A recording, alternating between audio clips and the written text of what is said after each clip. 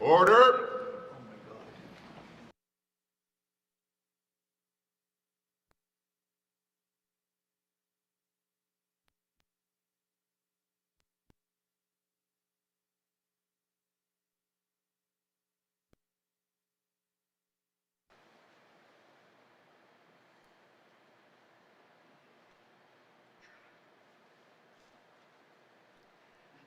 Kuya naini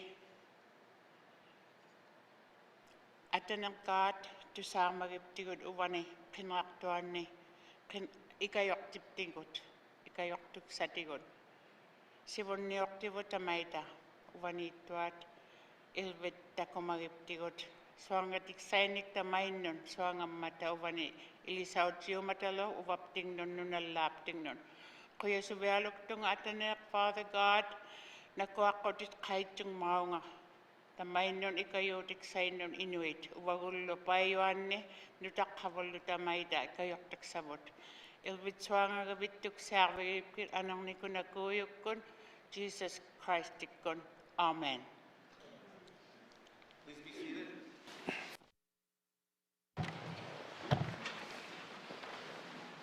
Before we start with minister statements, I'd like to recognize some people in the gallery. We always remember the circle.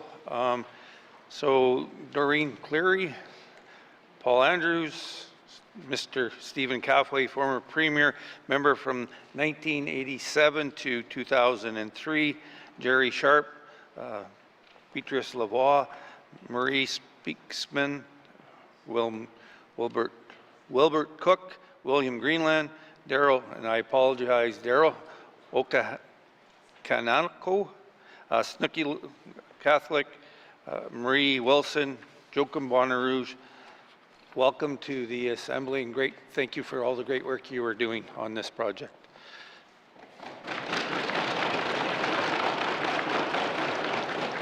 As well, we have the Aurora College personal support workers. Thank you for the work you're doing and the career path you're going to move on to.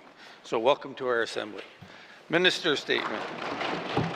Oh, and I'd like to thank Shirley Elias for the opening prayer. So, minister statements. Now we'll turn to the Premier. Mr. Speaker, today I would like to share the meaningful progress we are making on the Truth and Reconciliation Call to Action number 82, which calls upon provincial and territorial governments, in collaboration with survivors, to commission and install a publicly accessible, highly visible residential schools monument in each capital city to honor survivors and all the children who were lost to their families and communities. In 2015, the Truth and Reconciliation Commission released Honoring the Truth, Reconciling for the Future, its summary final report. This landmark document and its recommendations confront the devastating legacy of residential schools in Canada and chart a path towards reconciliation. The TRC calls to action continue to shape public discourse about the actions required to achieve reconciliation with Indigenous peoples. Here in the NWT, where half our population is Indigenous, the painful legacy of residential schools run deep. The trauma lives on in communities, whether felt directly by survivors or carried by those who love them. As part of this government's mandate, we are addressing the ongoing effects of this trauma and supporting residents and communities on their healing journeys. Mr. Speaker, to this end, the GNWT has committed to working alongside Dene, Métis, and Inuit communities to establish a permanent monument here in our capital city. The monument will honor the children who never returned home, as well as the survivors, their families, and their communities. What makes this project special is that it is led by residential school survivors with the GNWT in a supporting role. Guiding the vision for this monument is the We Always Remember Circle for Northern Residential School Survivors, also known as the War Circle. It brings together residential school survivors from across the NWT who contribute their own experiences and commitment to ensuring that as a territory and as a country, we never forget. While the GNWT is funding the monument, the design will be chosen by the members of the War Circle and the artist or artists they select. The GNWT will continue to provide project management support and to engage with Indigenous governments, survivors, and residents. We aim to see the monument completed by June 2027. Mr. Speaker, as a government, we remember and honor survivors, their families, and their communities, and are committed to continued healing and reconciliation. Thank you, Mr. Speaker. Thank you, Mr. Premier. Minister statements. Minister responsible for Housing and NWT. Mr. Speaker, yesterday the Auditor General of Canada released its report on the performance audit of the Northwest Territories housing. The Auditor General's findings outlined several areas where Housing NWT must improve how we provide residents most in need, with equitable access to housing and supports through public housing and home ownership programs. Housing NWT accepts all recommendations outlined in the report. This is not just another audit, Mr. Speaker. This is a call to action. I acknowledge that action is required to address deficiencies identified in the report and am committed to delivering real change for residents across the Northwest Territories. Everyone deserves a place to call home. The audit made recommendations related to the monitoring of local housing organizations on the allocation of public housing units and maintenance activities. The other areas covered by the audit include guidance and documentation of home ownership program eligibility and the need to evaluate Housing NWT's home ownership programs. Mr. Speaker, Housing NWT began making changes to its program delivery through a renewal strategy in 2021. Of the 42 actions outlined in the strategy, 31 have been completed to date. Completed actions including revamping programming delivery to be more client-focused, removing barriers to housing and housing supports, and developing an asset management policy framework to strengthen our public housing maintenance processes. We are working on making principal changes to how we deliver services, Mr. Speaker. However, Housing NWT and I recognize that there is a lot more work to be done. The Auditor General found that Housing NWT needs to better monitor public housing unit allocations and provide clearer guidance for local housing organizations. We have committed to address this by reviewing and updating our policies and procedures, building better systems to track maintenance, and training staff to apply these tools consistently across the territory. In response to the recommendations, Mr. Speaker, we have also committed to conduct an external review of the governance and structure of our local housing organizations, including a jurisdictional scan of best practices. We will then engage with local housing organizations, board of directors, and staff to explore options for change.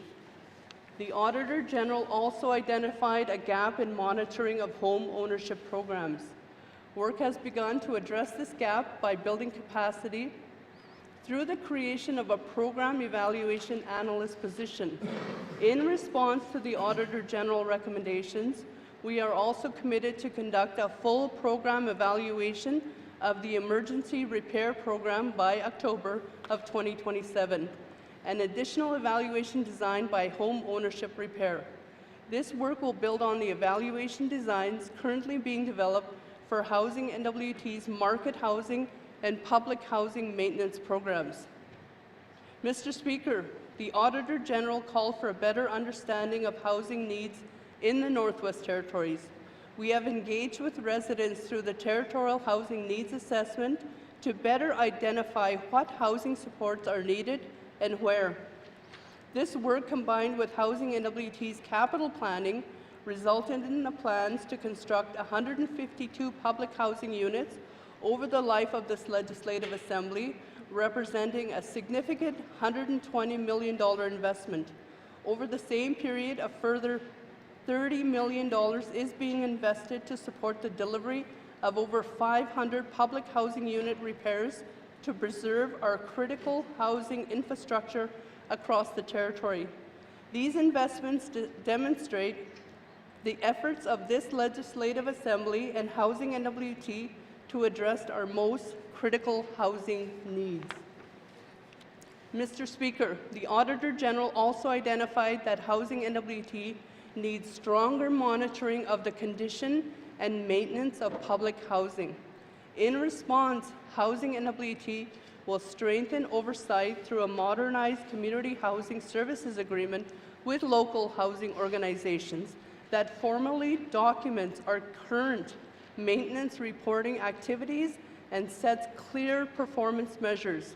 We will complete unit condition verifications for all local housing organizations, pilot third-party conditions assessments, and introduce the use of digital devices to improve accountability and timely maintenance.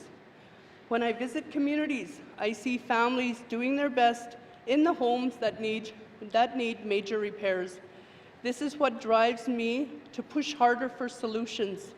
We are making progress through repairs and unit replacements, but I acknowledge there is still much more work to be done to address our housing needs.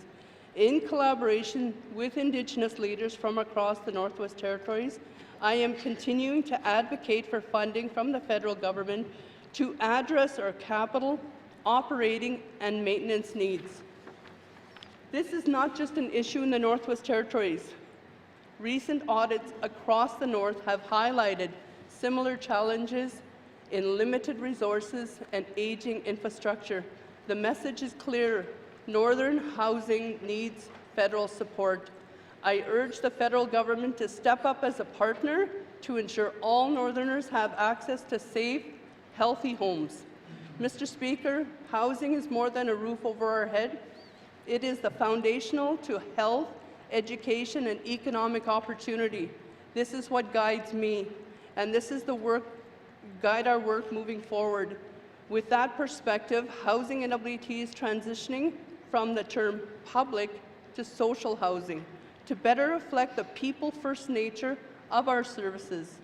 This change is a broader shift in how Housing NWT thinks about the services we provide, not just as buildings or units, but as a service that supports our residents' well-being. Mr. Speaker, I want to close by thanking the staff at Housing NWT and our local housing organizations. The changes we are making will continue to take time and teamwork, and I know our staff will be able and ready. Koinaini, Mr. Speaker. Thank you, Minister responsible for Housing NWT. Minister statements. Minister statements. Member statements. Member statements. Member from Yellowknife North. Thank you, Mr. Speaker. Mr. Speaker, I want to follow up on my statement yesterday about housing as a human right by speaking about how we can better hold landlords and tenants accountable. When your landlord is an investment trust based far away that sees your building as a tiny blip on a balance sheet rather than a home or a community, it's very difficult to hold them accountable. It is positive that over the past few years, Housing NWT has been moving towards owning its own buildings and away from leases with monopolistic real estate trusts. But there are also local landlords violating people's rights, including in my riding. The Chief Rental Officer in her last several reports noted that existing mechanisms in the Residential Tenancies Act do not seem to deter landlords that are repeat offenders. She recommended changing the Act to allow for summary offence tickets with minimum fines. Mr. Speaker, when it comes to troublesome tenants, there are limitations on the extent that legal processes can really hold people accountable. We can punish them, issue fines, evict them, even throw them in jail for short periods. But if they don't have any money and not much to lose, what have we accomplished? Have we really held them accountable? One way forward is more supported group living options. The Housing First program for single adults here in Yellowknife adopted a scattered site model where people in the highest need, who may have been coming off the street, are issued apartments scattered across town, and they're expected to live independently. But this hasn't worked very well. People often struggle on their own, there are home takeovers, and buildings get damaged. For many years, the Yellowknife Women's Society has been proposing that Housing First be consolidated into one dedicated building where the organization can ensure better security and provide steady wraparound supports every day. Honestly, I don't think it's the presence of security guards that will make a difference. It's when you intentionally create a sense of community, when you're surrounded by people who both care about you and call you out on your nonsense, that's when you develop a sense of accountability. Mr. Speaker, everyone needs to live somewhere, but our housing system only works if both landlords and tenants treat the buildings as homes where we're accountable to our neighbors. Thank you, member from Yellowknife North. Your time is up. Thank you. Member statements. Member from Great Slave. Thank you, Mr. Speaker. Mr. Speaker, all mines eventually close. Although there have been decades of closure planning exercises conducted with multiple owners, with each owner having less financial capacity than the last, there are now publicly available examples of Burgundy not being able to cover its expenses as we head to the closure of Ekati mine. Burgundy has requested extensions for all required regulatory submissions and is failing to carry out its required environmental monitoring as it cannot currently pay its contractors to complete inspection reports. Mr. Speaker, I am not trying to pick on any particular company. What I hope Cabinet and the public understands is that this situation is an example of what can happen to companies that operate mines as they scale down and scale back, especially companies without deep pockets, which should cause all of us pause if the future of mining in the NWT is small to medium operators. Given the legacy of historically inadequate approaches to mine closure and remediation in the NWT, including the toxic legacy that sits mere minutes away from this House, today I will be seeking clarity from the Minister of Environment and Climate Change as to what plans his department has if and when a mining company passes the buck for reclamation onto our public government. Thank you, Mr. Speaker. Thank you, member from Great Slave. Member statements. Member from Range Lake. Thank you, Mr. Speaker. When Prime Minister Trudeau introduced $10 a day daycare, early learning and childcare became far more affordable for Canadians and for Northerners. This was a game changer for my family and many others in the NWT. For working parents with young children like me and my wife, affordable daycare isn't a luxury, it's a necessity. Now, ECE's role in daycare services has significantly expanded, and with it, the Minister's responsibility to ensure her department effectively manages partnerships with both day homes and childcare centres, ensuring subsidies and regulations are efficient and effective. To build a network of quality and consistent affordable childcare in the North, providers must be properly paid, resourced, and trained. Yet, day home operators, who are central to childcare delivery, continue to face the same frustrations over and over again. Poor communication, rigid micromanagement, and unresponsiveness to their feedback. Day home operators know best what works for them and their families, and where the system is falling short. And what they are telling us is in no uncertain terms that they do not have the resources they need to provide the quality of childcare that Northerners deserve. They were promised annual funding increases, but their support has remained stagnant. Yet they are still expected to provide extra programming, after-hours care, and meals, all without the ability to charge additional fees for these services, unlike operators in other jurisdictions. Staff, meanwhile, are unfairly compensated for their work as day home operators, with little recognition for longevity or education. In contrast, the wage grid for centre workers provides step recognition for years of service in the North, education, and Indigenous knowledge.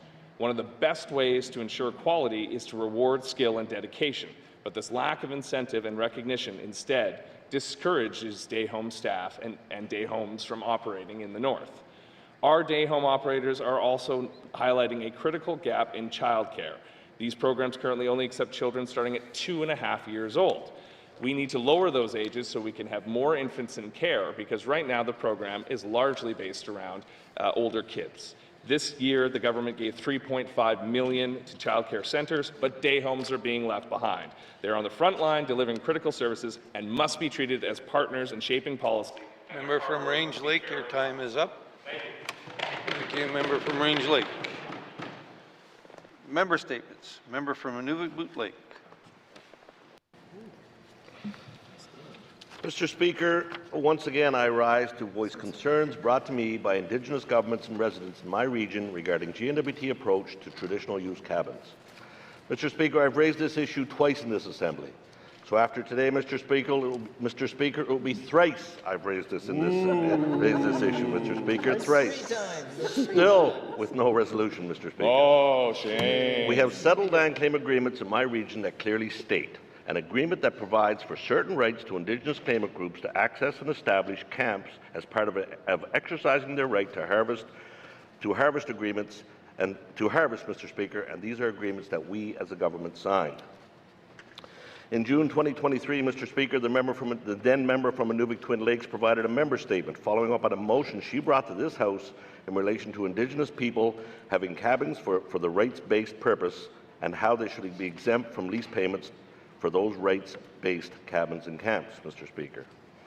Following several member statements on this issue, government made several key commitments that are meant to respond directly to the concerns raised by Indigenous governments. Number one, commitment to develop a unique authorization and management approach for traditional use cabins, camps, and cabins. Number two, agreeing to set the annual rent for this new authorization at zero cost or a nominal value of $1, eliminating this financial barrier to traditional land use. And number three, Mr. Speaker, the GNWT committed to working collaboratively with Indigenous governments to establish the terms and conditions for this new authorization so that it provides a level of flexibility and regional customization while still meeting the GNWT's basic interests in the management of public lands in the NWT. Time and time again, Mr. Speaker, the Minister has said we're working with Indigenous governments, but when I speak to some Indigenous governments, they say they've been waiting on GNWT. So, Mr. Speaker, I have no idea when we'll figure this out and what is being done for the NWT rights-based cabin owners, Mr. Speaker. This is taking far too long. People are frustrated. They have suffered financial hardship, and Indigenous governments are fed up. We need to resolve this issue now, Mr. Speaker. Thank you, member from Inuvik Lake. Member statements. Member from the Sud-2. Thank you, Mr. Speaker. Mr. Speaker, in recognition of our colleague from Range Lakes, red alert last week to the mining industry, I wish to share my concerns pragmatically regarding the precarious economic position as identified in the Eyes Wide Open economic forecast. It is shocking, Mr. Speaker. The GNWT will see DIVEC royalty revenues cut off in the first quarter of 2026, just months away, while nation-building projects such as the critical infrastructure developments are needed, indeed intended to replace the declining industry and diversifying our revenue streams. The timeline presents critical challenges that we cannot simply ignore. Mr. Speaker, the federal minority governments historically never complete their term. Another election is a possibility within this term. I, for one, do not hope this becomes. With the imposed McKenzie Valley Highway environmental assessment extensions requested by this government, we are now looking at a possible 3-year environmental assessment regulatory period before we can even break ground on projects essential to our economic survival. Mr. Speaker, this fundamental misalignment between political reality and regulatory timelines put our territory's economic future at serious risk. We cannot afford to wait 3 years for approvals. What happens if a new government takes a different approach? Mr. Speaker, we need to action now, not bureaucratic delays that stretch beyond election cycles. Mussy. Thank you, member from the Sud-2. Member statements. Member from Frame Lake. Mr. Speaker, I am following up on my statement earlier this sitting on the need for better literacy screening and supports in our schools. In response to my questions on October 20th, the ECE Minister noted there is currently no intent to update the NWT literacy strategy, which expired in 2018, and reference the 2030 Early Learning and Childcare Strategy, as well as the Early Learning Framework, suggesting both documents emphasize literacy. So naturally, I reviewed these documents, and Mr. Speaker, literacy is not mentioned once in either of them, nor is reading. So while they might speak to early learning related to literacy, they are not at all a replacement for a literacy strategy which addresses literacy from childhood through adulthood, as the previous literacy strategy did. Furthermore, I understand that the Community Literacy Development Fund is still administered under the expired literacy strategy, so we're funding programming under a strategy which expired 7 years ago. It doesn't make sense to me, and I'll be seeking clarification on this later today. In her responses to my earlier questions, the Minister also noted that our schools have shifted to the BC curriculum, which has an assessment framework, and tools will be afforded to teachers to do these assessments. I do appreciate that, and I appreciate the Minister's commitment to look into the screening and assessment tools used in other jurisdictions to see if we need to be doing more. In BC, early literacy screening, intervention, and outreach support for schools, including school district professional development, was scheduled to begin rollout in the 24-25 school year. The BC government announced an investment of $30 million over 3 years to expand the services of several provincial outreach programs and teams and support literacy-focused professional development and training for teachers and support staff. The new professional development and training will help K-12 teachers and support staff build the knowledge, tools, and evidence-based strategies needed to support the diverse literacy needs of all students, including those beyond grade 3. This includes workshops and resources for supporting students with learning disabilities. So BC is a good example of a jurisdiction which is taking responsibility for and addressing literacy in schools. I think the NWT government needs to follow suit and take responsibility for its role in ensuring literacy screening and support is provided. I'll have further questions for the Minister later today. Thank you, Mr. Speaker. Thank you, member from Frame Lake. Member statements. Member from Mofway.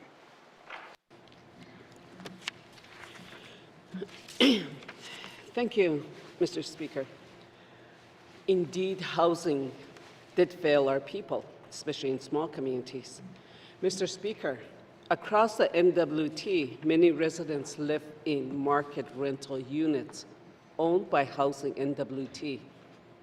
These homes have provided shelter and stability for many families, but the dreams of home ownership is not possible. It is unreachable for many.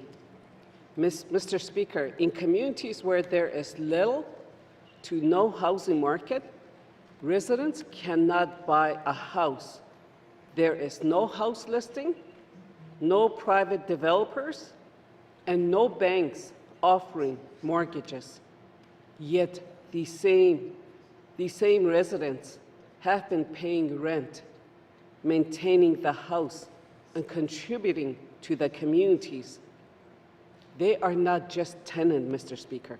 They are the caretakers, neighbors, and community builders.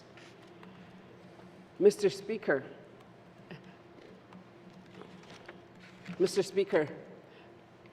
Housing NWT is accepting all recommendations made as per the housing audit. Therefore, I am calling on the housing to transfer market rental units to long-term tenants similar to what is offered under the Home Ownership Initiative to public housing tenants.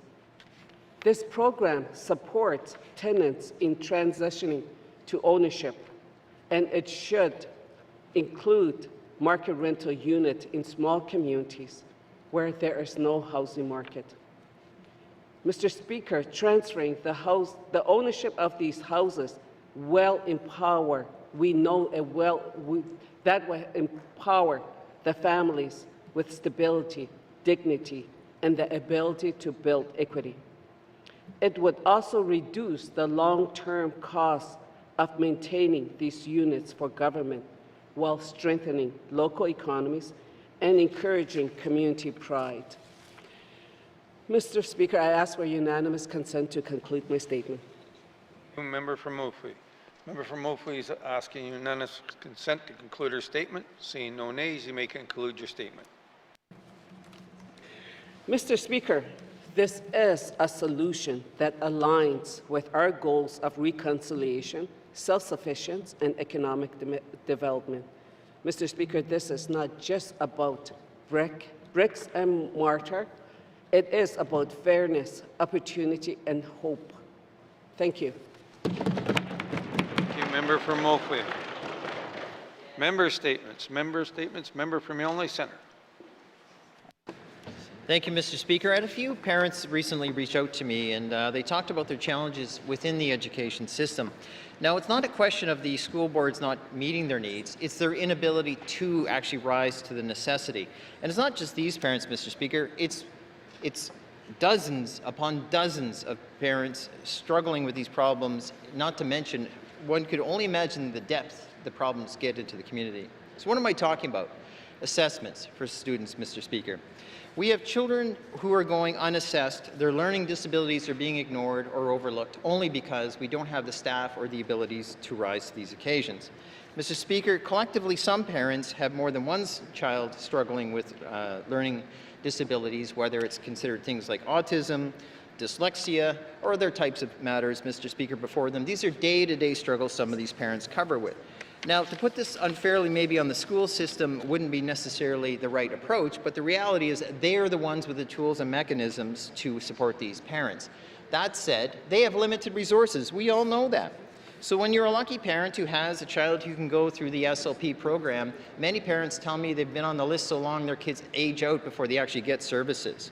So parents then step up and pay for the assessments on their own. Some cost as high as $3,000, Mr. Speaker. And if you don't have a program, whether you're through a government insurance program or something, to pay for it, you've got to work for that extra scratch to be able to afford that. Mr. Speaker, I believe deeply that many parents care very much about their children as a general rule, but that said, I mean, some people just don't have the money no matter how much they care about their children. They just can't afford it. But some do. Some make sacrifices and they pursue these assessments on their own. The assessments are very expensive, but the question starts to wonder is, if the education system isn't able to rise to the necessity of assessing these kids and coming up with the right learning plans and support mechanisms, who should ultimately be responsible? There's certain sections under the Education Act, in particular Section 7, that talks about supports for children. Maybe we need to start asking ourselves, if they can't get the supports here through the system, how are we supporting parents who are finding different methods to do this? Are we saying only the rich deserve support? I don't think that's fair. We should make sure that it's equitable, supports are available, and in a meaningful way so our young people have the tools they need to move forward in life in a productive way. Thank you, Mr. Speaker. Thank you. Member from Illinois Centre. Member statements. Member statements. Colleagues, Mike Rowe was born on October 10, 1953 to Bill and Rita Rowe in Berwyn, Alberta. They moved north in 1955. From the very beginning, Mike was a natural-born protector. As the siblings came into the world, he wholeheartedly embraced the role of guardian and became a fierce source of strength, not only for his family, but his friends and anyone in need. Mike realized early on that school was not for him. He liked to work with his hands and being outside. Upon this realization, he made a deal with administration. He would finish the school year, but by doing chores around the schoolyard. Once the school year was done, Mike was moving on to his next venture, working for his dad. Many people knew knew Mike. He was a very competitive person. Family remember Michael's great friend Alex Sunrise, and how on most days they would have running races outside of St. Paul's School. It was not about the wins and losses, it was about the competition and getting better. The same drive carried over to his business career. As a young adult, Mike gained experience working with various companies, always with his dream of becoming a crane operator for NTCL. When he received the layoff notice in November, he took it as a sign to forge his own path. In 1971, Mike married Linda Pinton and had 3 children, Will, Michael, and Lonnie. In 1975, Mike and Jack bought out their dad and Keith Broadhead and started the journey of doing their business, which we all know today is Rowe's Group of Companies. In the late 80s, Mike met his beloved wife, Kim Squires Rowe, in Fort Simpson. They had 3 children, Crystal, Ashley, and Julie. I had the pleasure of knowing Mike both in Hay River and later in Fort Simpson. Unfortunately, years later, Mike and Kim moved back to Hay River, but I got to run into him off and on throughout the years. Mike was always the same person throughout the years, always friendly and wanted to catch up on family adventures. If you ask Mike what he was proud of, he would always look at his family first. To many, Mike would always be remembered first as a tireless worker, a man of grit, reliability, and action. But it's those who knew him best, he was much more. His greatest pride and joy were his family. Every long day and every tough job he took was with them in mind. Mike was constantly thinking of ways to make life better for those he loved. When it came to his business history, Mike, along with his brother Jack, created a company with strong ties in the North and family legacy. They had some tough times over the years, but together with their siblings and their desire to succeed, they forged to be a beacon and today they're a huge part of the NWT. The company has provided Fort Simpson, Hay River, and the North employed a vast number of people doing large volumes of work. I'd like to thank Brad Mapes and the family for sharing his eulogy with me, as it's always difficult to share a celebration in life in a short amount of time. I highlighted a few moments here today. I will ask that the eulogy be deemed as read and printed in Hansard. Colleagues, he will be sadly missed, and his memory will live on. Godspeed, Mike. Member statements. Member statement. Member from Trinidad-Willity. Mr. Speaker, yesterday the Auditor General report on housing in NWT was released. While I was shocked by its findings, I was not surprised. As the MLA for Trinidad-Willity, representing the Acacia communities that have long been marginalized, I have seen firsthand the lack of services, including housing, that my constituents face. This report reflects what I've been hearing from residents since my election, but seeing it all documented in one report is still deeply shocking. As an MLA, I'm constantly bringing to the Minister's attention public housing units that are in desperate need of repair. This report confirms the obvious that the homes are not inspected frequently enough. Delayed inspection means delayed repairs, and when I visit communities like Futsuke or Fort Resolution, I see stairs falling off the houses, furnaces spewing ashes into the hallways, and windows and doors improperly sealed. My constituents repeatedly ask me to raise these concerns, yet they are often referred back to the local housing authority, which they lack resources to make the necessary repairs. I'm also not surprised to see that the average wait time to access a housing unit is 2 years. Elders and families are always asking me why they can't get homes or why homes are sitting vacant. Instead, they are living together in a crowded condition or in homes that are even far worse shape than public housing without running water, electricity, or plumbing. Housing NWT will not last forever. Its funding from CMHC is set to end in a decade. This massive bureaucracy centralized in Yellowknife is failing to relay information from my communities to get resources to them in a timely manner. It feels as though every housing problem becomes a political issue. I work with the Minister to resolve many of these cases, but there simply isn't enough time to address them all. What we need is a housing authority led by communities themselves with the capacity to get the work done. I appreciate the Minister's focus on decentralizing housing, but this work needs to be top priority for this government before it runs out. I would have questions for the Minister of Housing at the appropriate time. Thank you, Mr. Speaker. Thank you, Member from Trinidad-Willity. Member statements. Member statements. Returns to oral questions. Returns to oral question. Recognition of visitors in the gallery. Mr. Premier. Thank you, Mr. Speaker. Earlier today, we were joined by members of the War Circle, the We Always Remember Circle, and we have a couple members still left in the gallery. I would like to recognize Jerry Sharp and Doreen Cleary, who is actually one of the co-chairs of the War Circle. It's an honor to have them here with us today. Thank you, Mr. Speaker. Thank you, Mr. Member from Hay River North, I should have said. Member from Yellowknife North. North? North? North? All of Yellowknife I represent today. Thank you, Mr. Speaker. I just wanted to acknowledge and recognize Yellowknife North constituents Marie Wilson, Stephen Kakwe, and Paul Andrew. I am quite honored to have such distinguished Northerners in the Yellowknife North riding. Former Truth and Reconciliation Commissioner Marie Wilson, also a member of the Order of the NWT and the Order of Canada. Of course, Stephen Kakwe, a former Premier and the longest-serving cabinet member in NWT history, and Paul Andrew, recipient of the Order of the NWT and a National Aboriginal Achievement Award winner. Thank you, Mr. Speaker, and I'm grateful that they could take the time to be here today. Thank you, member from Yellowknife North. I got it right this time. Recognition of Visitors Gallery. Member from Frame Lake. Thank you, Mr. Speaker. The Premier beat me to it, but I also wanted to recognize Doreen Cleary and Jerry Sharp, who hail from the Frame Lake riding. Thank you for being here today. Thank you. Thank you, member from Frame Lake. Member from Sawtooth. Thank you, Mr. Speaker. I too would like to recognize Doreen Cleary, longtime friend of the family. Mussy.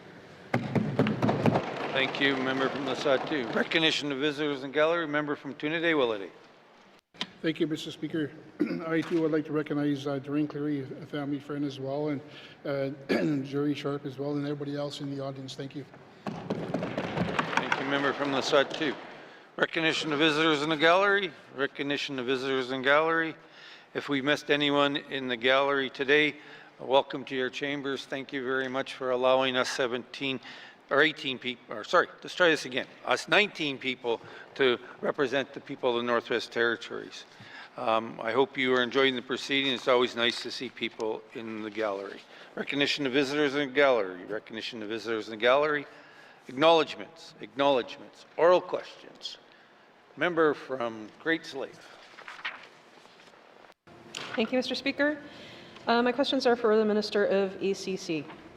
Mr. Speaker, can the Minister explain as to whether the GNWT still considers surety bonds a reasonable fiscal instrument for mining reclamation, or are they being phased out for more solvent instruments in case of company bankruptcy? Thank you, Mr. Speaker. Thank you, member from Great Slave. Minister, ECC.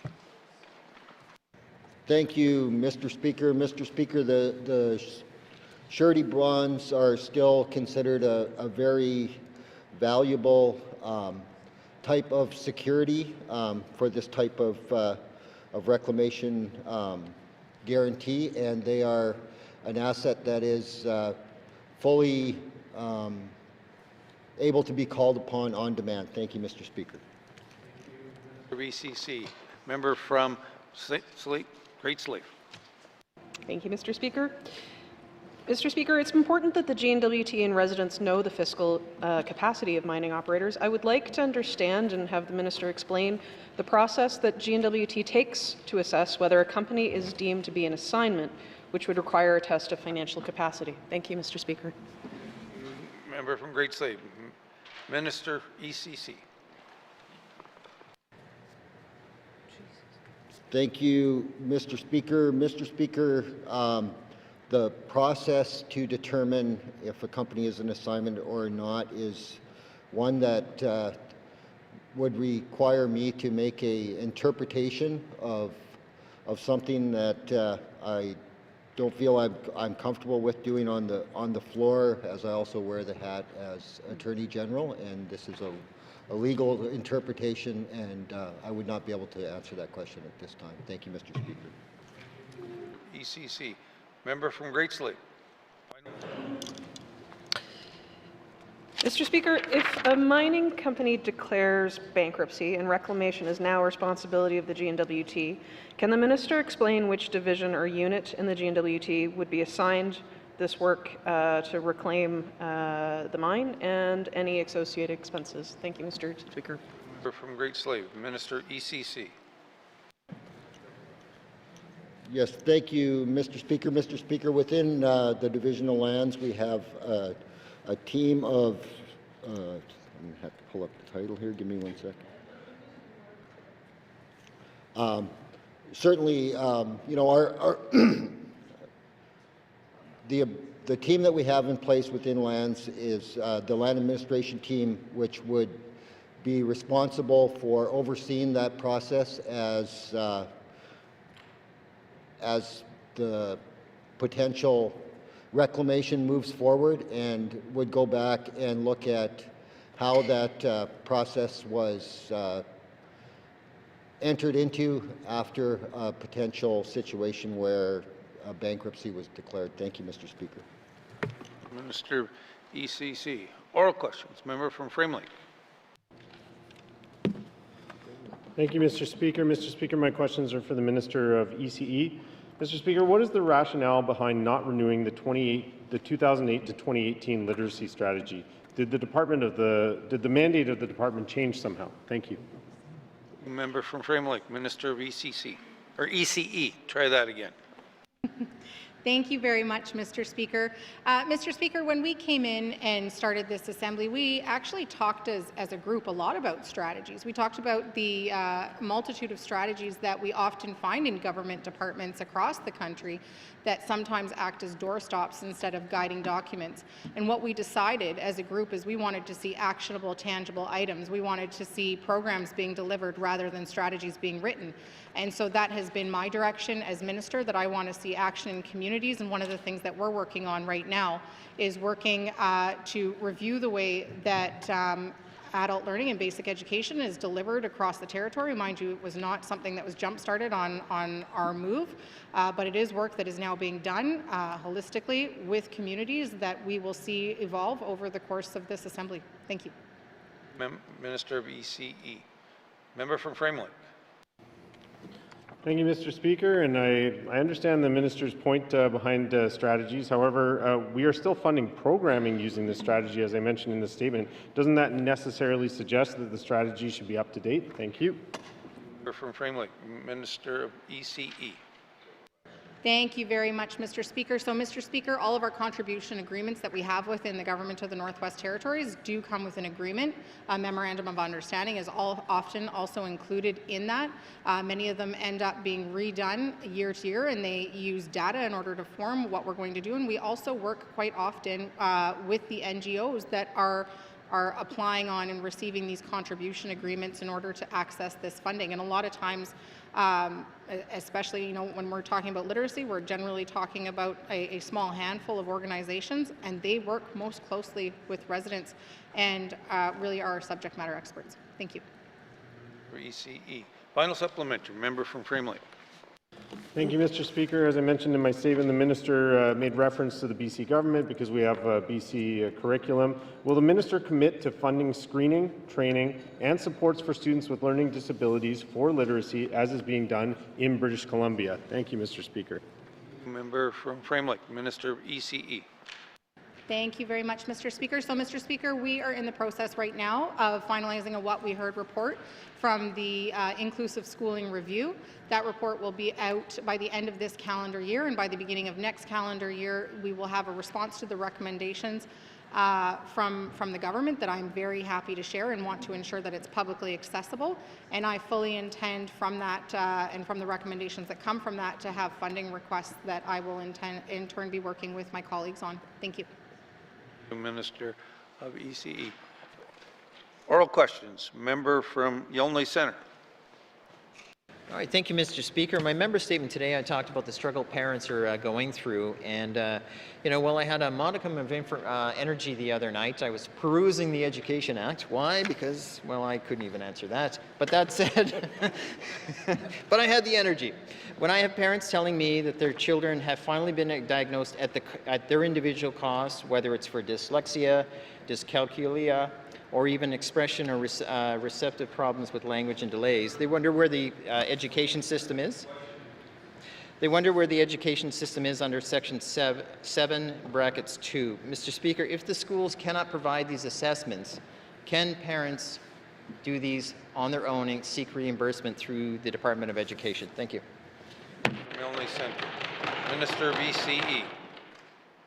Thank you, Mr. Speaker. So, Mr. Speaker, the way that our system is structured today, that funding request would have to go to the education body itself. Thank you. Member from Yolney Centre. Thank you, Mr. Speaker. As I said in my statement, these can cost $3,000, even parents paying up to $6,000 per child for support to get these actions.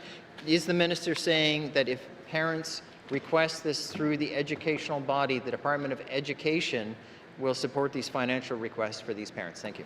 Emily Centre, Minister of ECE. Thank you, Mr. Speaker. Mr. Speaker, what I'm saying is currently we have our school funding formula, which turns around and funds education bodies. There is not a mechanism that these types of tests are currently supported through the Department of Education. One of the things that many education bodies do is look at their student body and find ways to support multiple students through the funding that they do have afforded to them. So any type of specialty type test that is done through the education body themselves would have to be done in discussion with the education body. I know that they do fund some specialty tests, but they do keep them to a minimum and do a certain number of them a year based on their funding. Thank you. ECE. Final supplementary. Member from Yonge Centre. Mr. Speaker, I knew the minister would just say that the money's within the system, but also there's a section called Section 18 brackets 3, and it talks about where the minister may provide funding for tuition fees and costs in their discretion, Mr. Speaker. I appreciate it's not mandatory, but it says may. So if we're not meeting the needs of the students to the best of the abilities of the school system, can parents pursue these things? Because some of them are waiting years to get help. Thank you, Mr. Speaker. Yonge Centre, Minister ECE. Thank you very much, Mr. Speaker. Mr. Speaker, I think this is critical information that we're going to get back from families in regards to the inclusive schooling review. We had a tremendous amount of families, of educators, of students participate in this review and explain their experience and their needs to the Department of Education, and I fully intend to use that information to form our next steps. Thank you. ECE. Oral questions. Member from Range Lake. Thank you, Mr. Speaker. Mr. Speaker, day homes are struggling with a stagnant subsidy support from the government to provide $10 a day daycare. One of the things they're asking for is for additional services to be charged back to clients. This is something clients are okay with. It's something that already happens in Alberta and other jurisdictions. Will the minister permit day homes to charge additional services, charge for additional services they provide? Thank you. Member from Range Lake, Minister of ECE. Thank you very much, Mr. Speaker. So, Mr. Speaker, Alberta calls those voluntary service fees, and we have gone back to our daycare and day home providers and said that they're able to do the same thing that Alberta is doing. I've also expressed this to the NWT Early Childhood Association as well. There are some rules around that, in that the fees do need to be voluntary and that they can't hold back other kids within the system if their families are unable to meet the requirements or the asks of the voluntary fee. Thank you. ECE. Member from Range Lake. I'm going to take that as a yes, Mr. Speaker. So thank you for that to the minister, and I hope she communicates that to day homes soon, because they're still unaware of that change. Mr. Speaker, the work of day home providers is different from daycare center providers. Their wage grid does not take into account longevity of service provided in the North, education, or Indigenous knowledge. Will the minister update the wage subsidy for day home providers so it reaches parity with daycare center providers, so we're not playing on two different playing fields? Thank you very much, Mr. Speaker. So, Mr. Speaker, in regards to the member's first question about the voluntary fees, a letter did go out to daycare and day home service providers in April of this year explaining how they can go about using that. And I also was able to reiterate that in my recent meeting with the NWT ECA as well. In regards to the salaries for daycare and day homes, what we were able to do is, with our best data, look at the average salaries across the board that people are collecting and make sure that they were on par. And the work that we did earlier this year was in order to bring up the wage of daycare service providers, because it was significantly lower. And so we were able to use the $3.5 million that the member referenced in order to do that. It is worth saying, Mr. Speaker, that this program is costing jurisdictions across the country a tremendous amount of money in order to administer. It is not properly funded for us to be able to administer this federal program the way we'd like to do so. Thank you. Minister of ECE. Final supplementary. Member from Range Lake.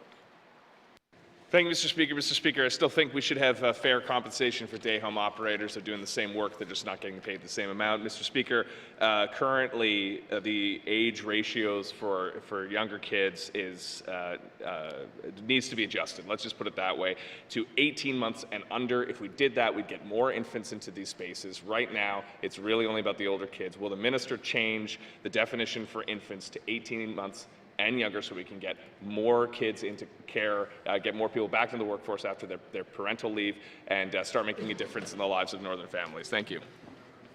Minister of Education, Culture and Employment. Thank you, Mr. Speaker. So, Mr. Speaker, this month I had the opportunity to sit down with the NWT Early Childhood Association. We talked about some different ideas like this to increase flexibility and also make sure that we're working together to best serve residents of the Northwest Territory. I agreed with them that I would work with them on some of these ideas.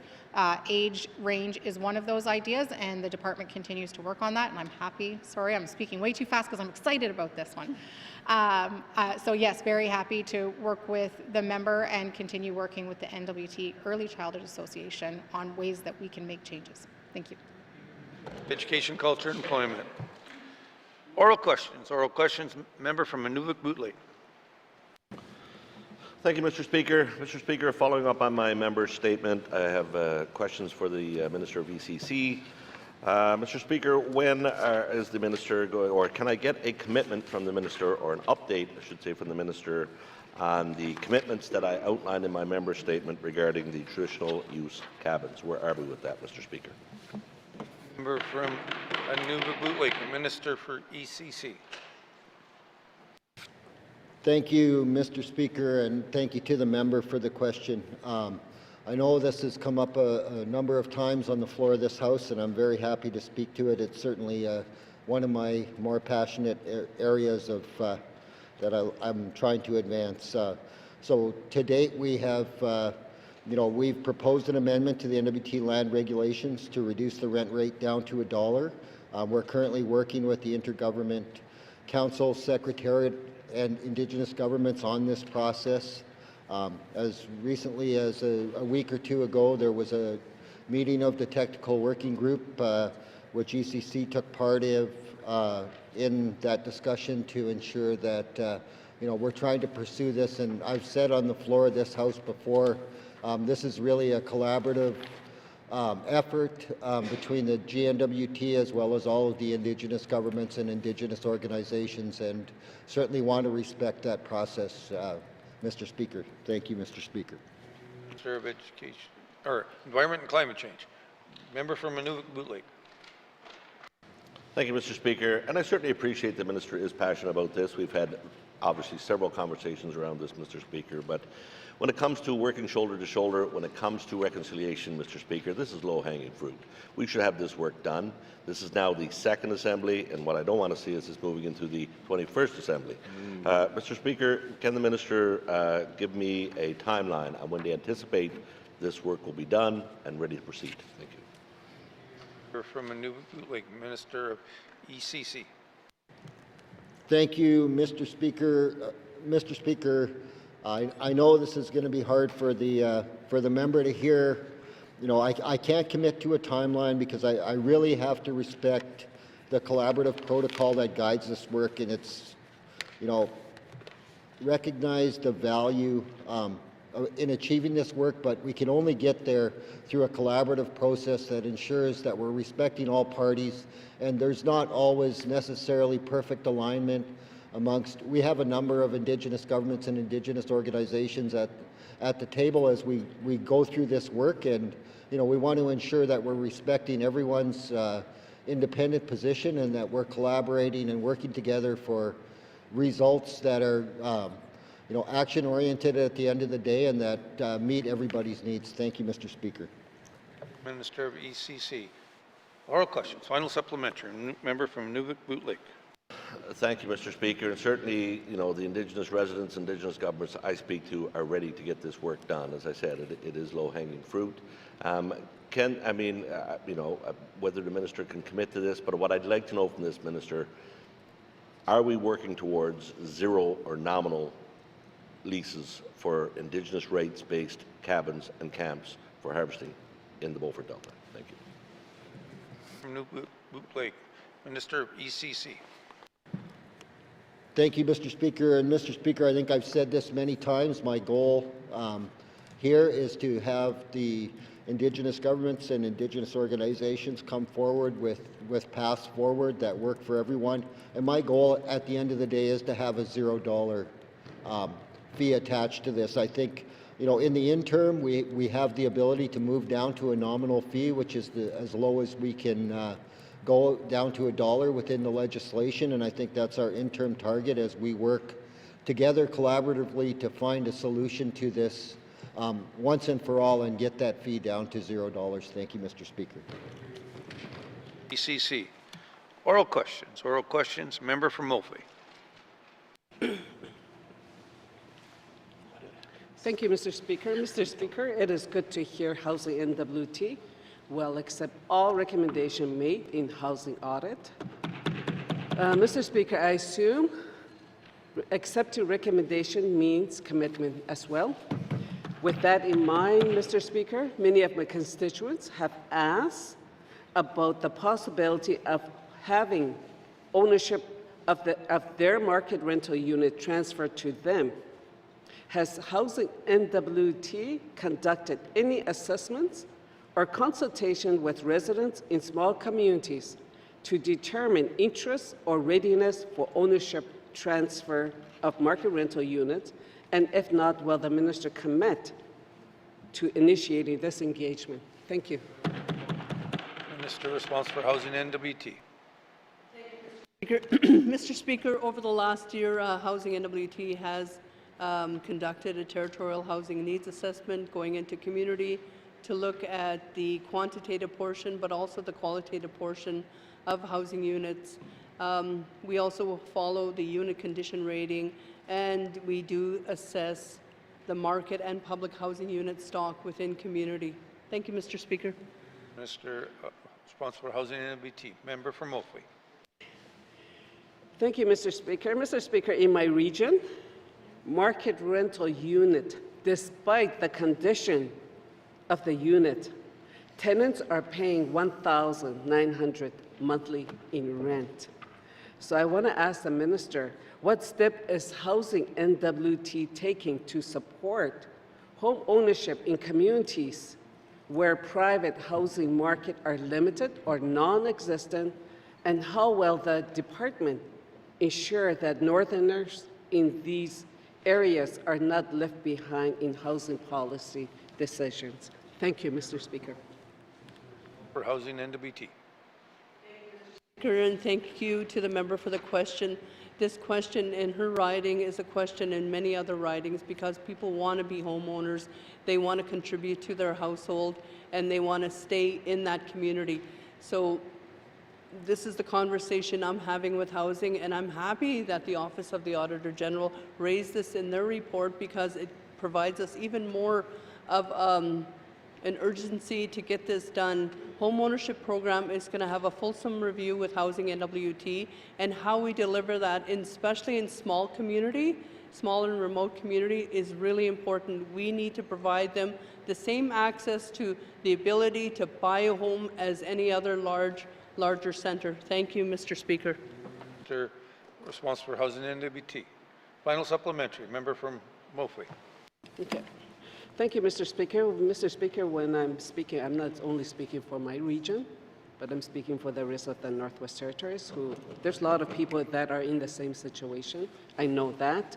So with all the recommendation made, or with accepting all the recommendation, Mr. Speaker, will the minister commit to exploring a policy that allows long-term tenants in market rental unit, especially in small communities with no housing market, to transition into home ownership through a formal transfer of ownership?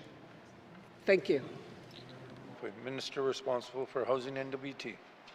Mr. Speaker, and again, a really important conversation that we're having at Housing NWT is how we're supporting small community, how we're supporting people to remain in their community and to live within their community and providing those supports. And I do commit to working with Housing NWT to provide a good, solid review of the home ownership program and how we can deliver positive results. Thank you, Mr. Speaker. Thank you, Minister responsible for NWT. Oral questions. Oral questions. Member from Yellowknife North. Thank you, Mr. Speaker. For my first set of questions, I want to ask the Minister of Environment and Climate Change.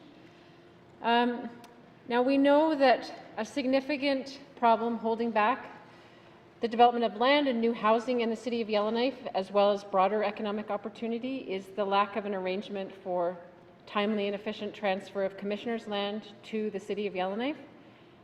The minister mentioned earlier this sitting that there's a memorandum of collaboration in place with the city that allows this transfer to go ahead, but there remain a number of barriers that make it, practically speaking, impossible. So is the minister pursuing targeted amendments to the Land Titles Act and related legislation that would simplify surveying requirements, since this is currently a barrier that makes it prohibitively expensive? Thank you, Mr. Speaker. Member from Yellowknife North, Minister of ECC. Thank you, Mr. Speaker. Mr. Speaker, amendments to the Lands Title Act are not being considered by the Department of Justice for the remainder of this Assembly. However, we are working at the Department and pursuing amendments to the Lands Title Act for the 21st Assembly. Thank you, Mr. Speaker. Minister of ECC. Member from Yellowknife North. Thank you, Mr. Speaker. So I'd like to point out that the rules for transferring land from the Government of Canada to the GNWT are much simpler, and they still do require surveying, though, before municipal disposal. So what exactly is preventing the GNWT from using a similar model for when it transfers territorial land to municipalities? Thank you, Mr. Speaker. Yellowknife North, Minister of ECC. Thank you, Mr. Speaker. Mr. Speaker, devolution was a delegation of administration and control of Crown land from the federal government to the GNWT.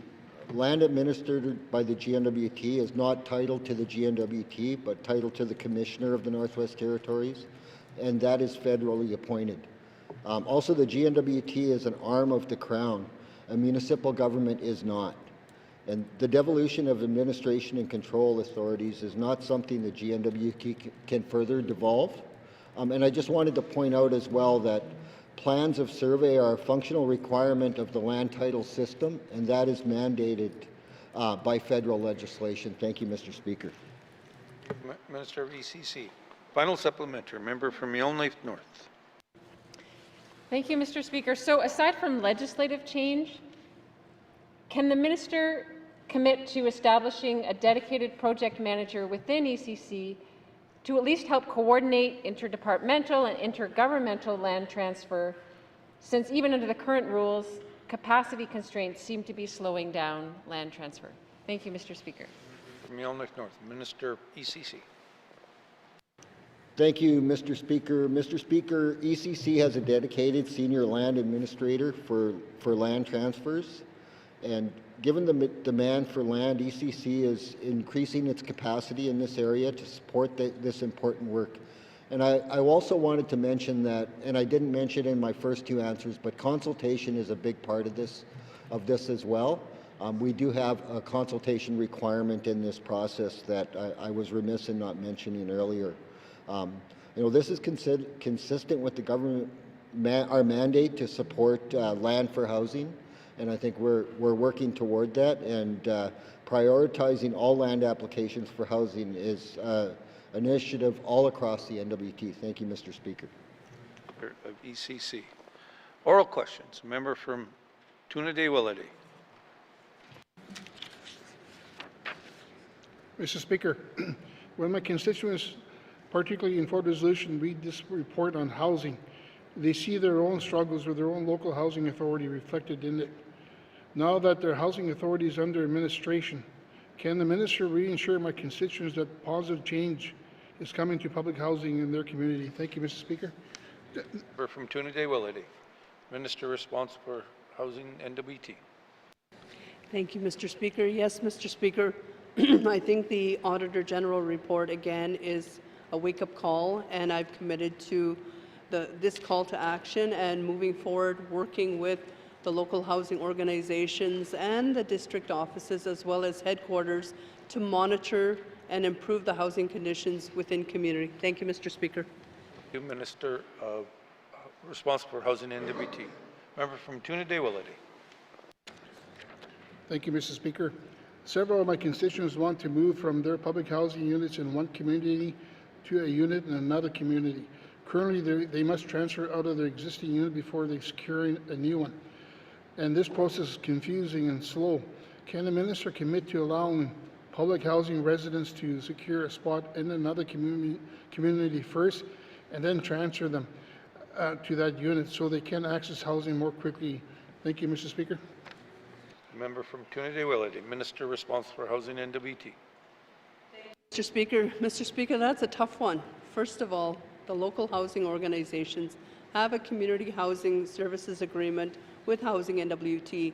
So local housing organizations are the ones that manage the stock, the housing stock at the local level.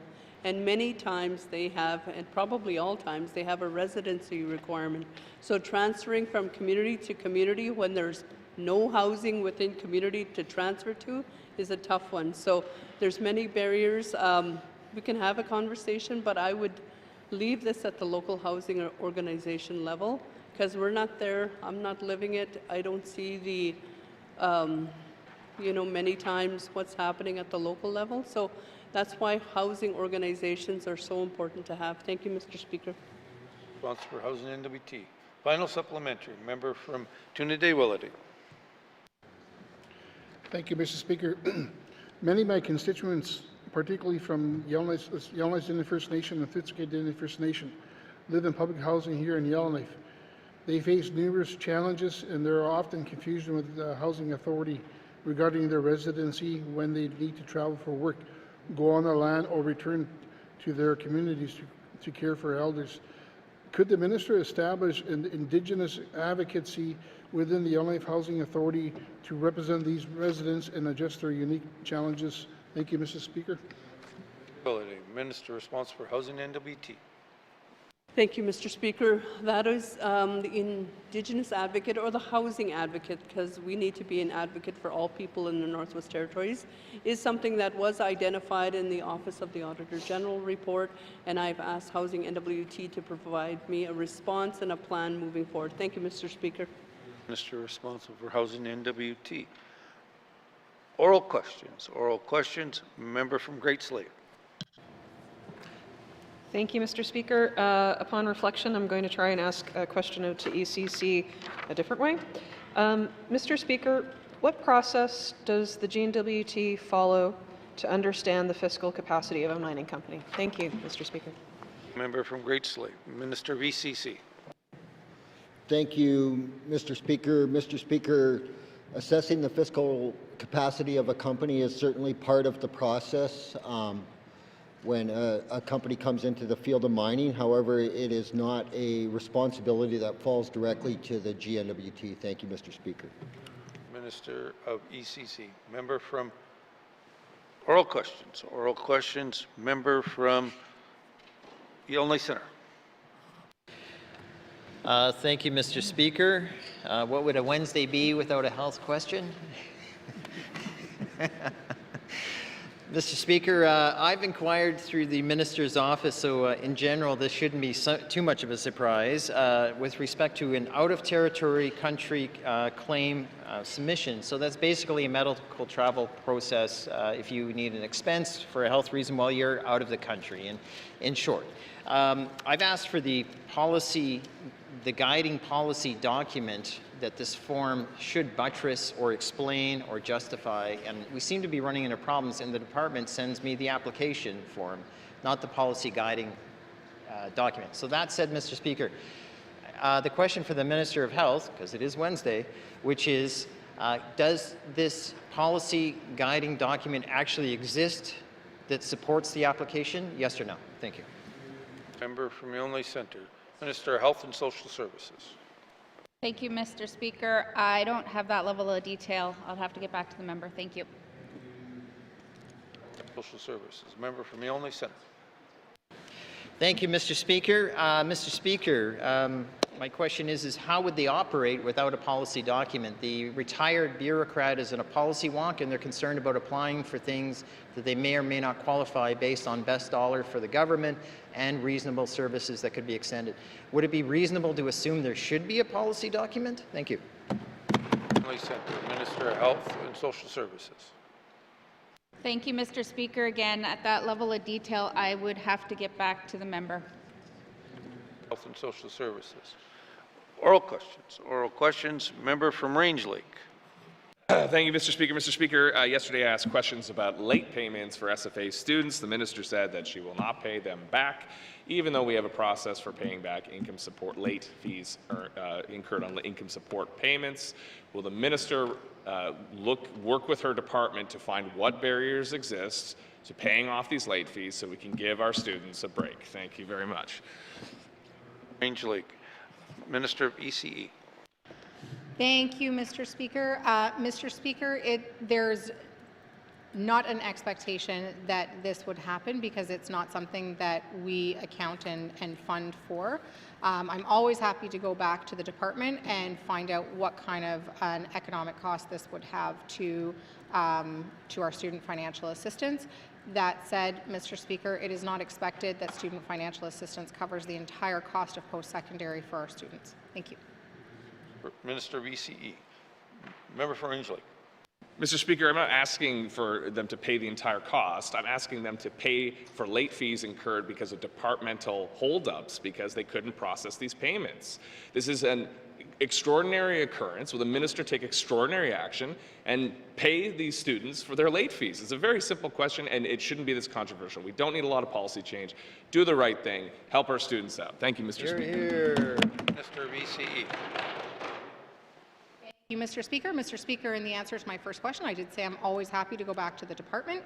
And what I'm saying here, Mr. Speaker, is that it is expected that students have, from their summer student jobs, some dollars that they can afford to pay their tuition, and then student financial assistance comes back and supports them. This is not a regular occurrence. The member is absolutely right, and I am doing what I can to ensure that we are following up and making sure that processes are as efficient as possible. Thank you. Minister of ECE. Final supplementary. Member from Range Lake.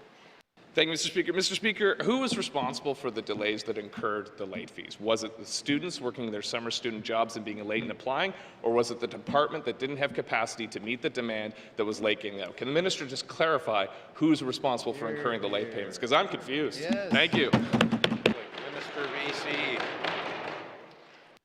Thank you, Mr. Speaker. Mr. Speaker, there are some students whose applications are late, some students whose applications are on time, and staff within the department do their best to process all applications as quickly as possible. Thank you. Minister of ECE. Oral questions. Oral questions. Member from Yellowknife North. Thank you, Mr. Speaker. I'd like to ask questions of the Health and Social Services Minister regarding our electronic medical records system.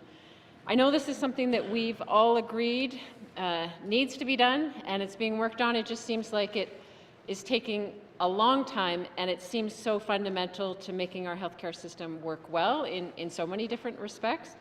So my first question is, can the minister give us an update on where exactly we're at with the establishment of the electronic medical records system, and if there are any updated timelines on when we might have some progress? Thank you, Mr. Speaker. Lake North. Minister of Health and Social Services. Thank you, Mr. Speaker. As the member has stated, this is an important piece. We have been in the process of compiling what needs to be done, working, I think, with procurement to be able to put out the RFP. There are some things that are there are challenges within our system, and this is an urgent thing, and we're hoping that with the delay that we're working with the Finance Minister's Department to be able to move this forward a little faster. At this time, I think we're looking at the procurement within 2026, early 2026, but I can't confirm that to be exact right now. Thank you, Mr. Speaker. Minister of Health and Social Services. Member from Yellowknife North. Thank you, Mr. Speaker.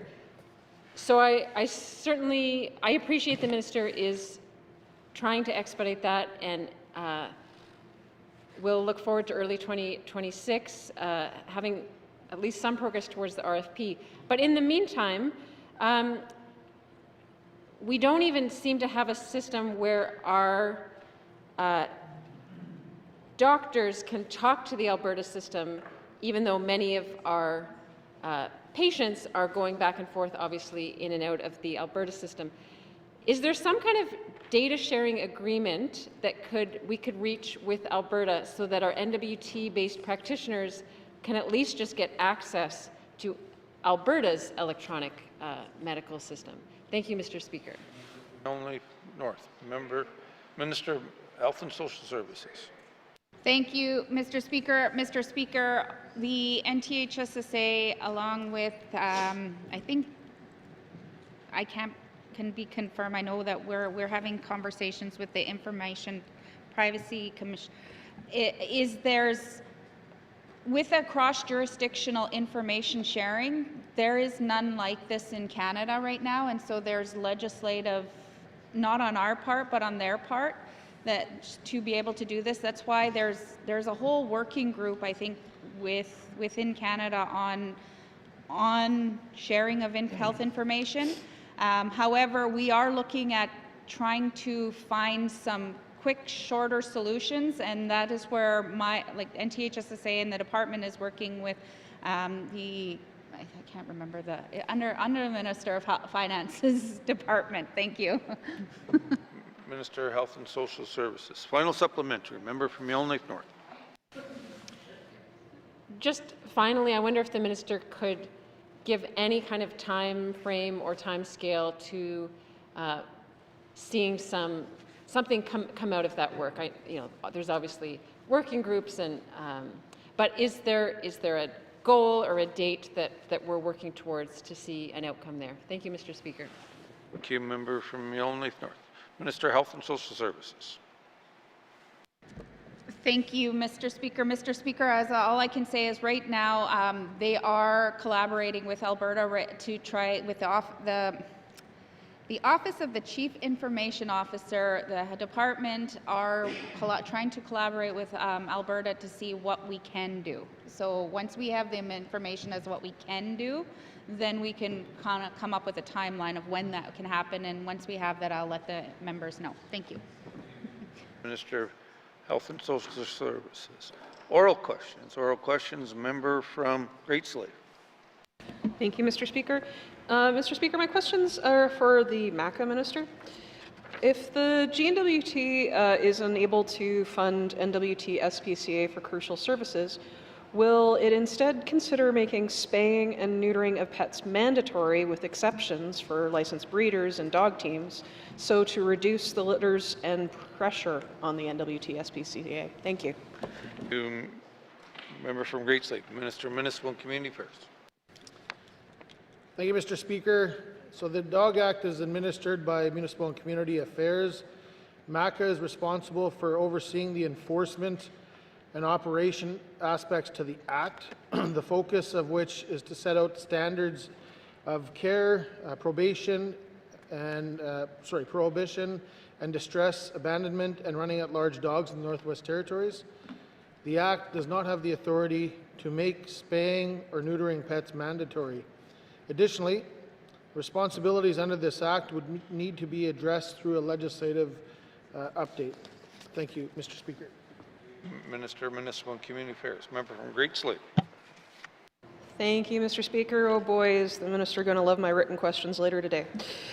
Mr. Speaker, will the minister prohibit the sale of kittens or puppies with exceptions for licensed breeders? Thank you, Mr. Speaker. From Great Slave. Minister of Municipal and Community Affairs. Thank you, Mr. Speaker. The Dog Act currently governs the treatment, control, and the protection of dogs in the NWT. It includes provisions related to the care of dogs and penalties for neglect or mistreatment. The Act does not apply to other animals such as cats or kittens.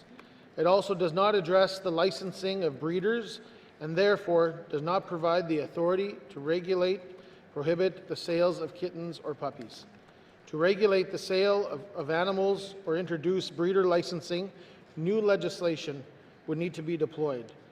This is a resource-insensitive process that would involve policy development and jurisdictional research, legislative drafting, public and stakeholder consultation, and the review and approval through the Legislative Assembly.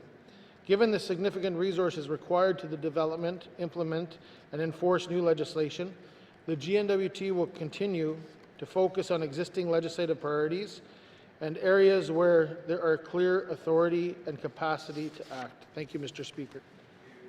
Minister of Municipal and Community Affairs. Final supplementary. Member from Range Lake.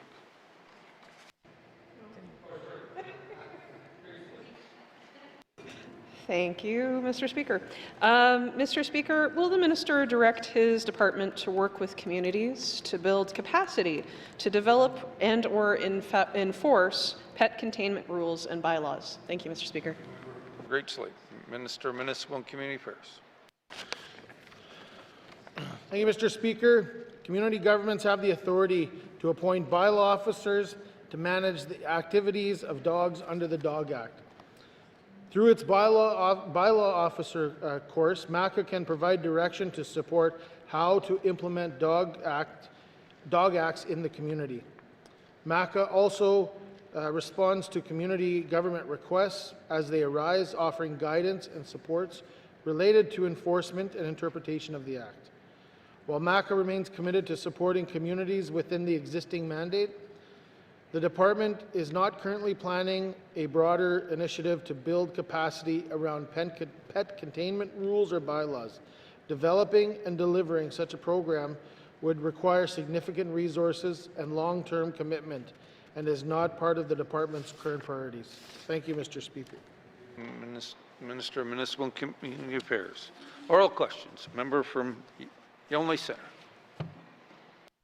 Thank you, Mr. Speaker. Mr. Speaker, I want to follow up on some questions with respect to SFA, similar to my good colleague to my left for the Range Lake. And it's about this late payment process. And I guess under income security, this policy falls under, under income support, if you apply, you can get your late fees covered. So I would wonder, is there a policy specific to SFA that says if a student provides their application process by the deadline, that monies will be available for the moment that they apply for them in the fall? Is there anything that corresponds or links that together? Thank you. Yonley Centre. Minister of ECE.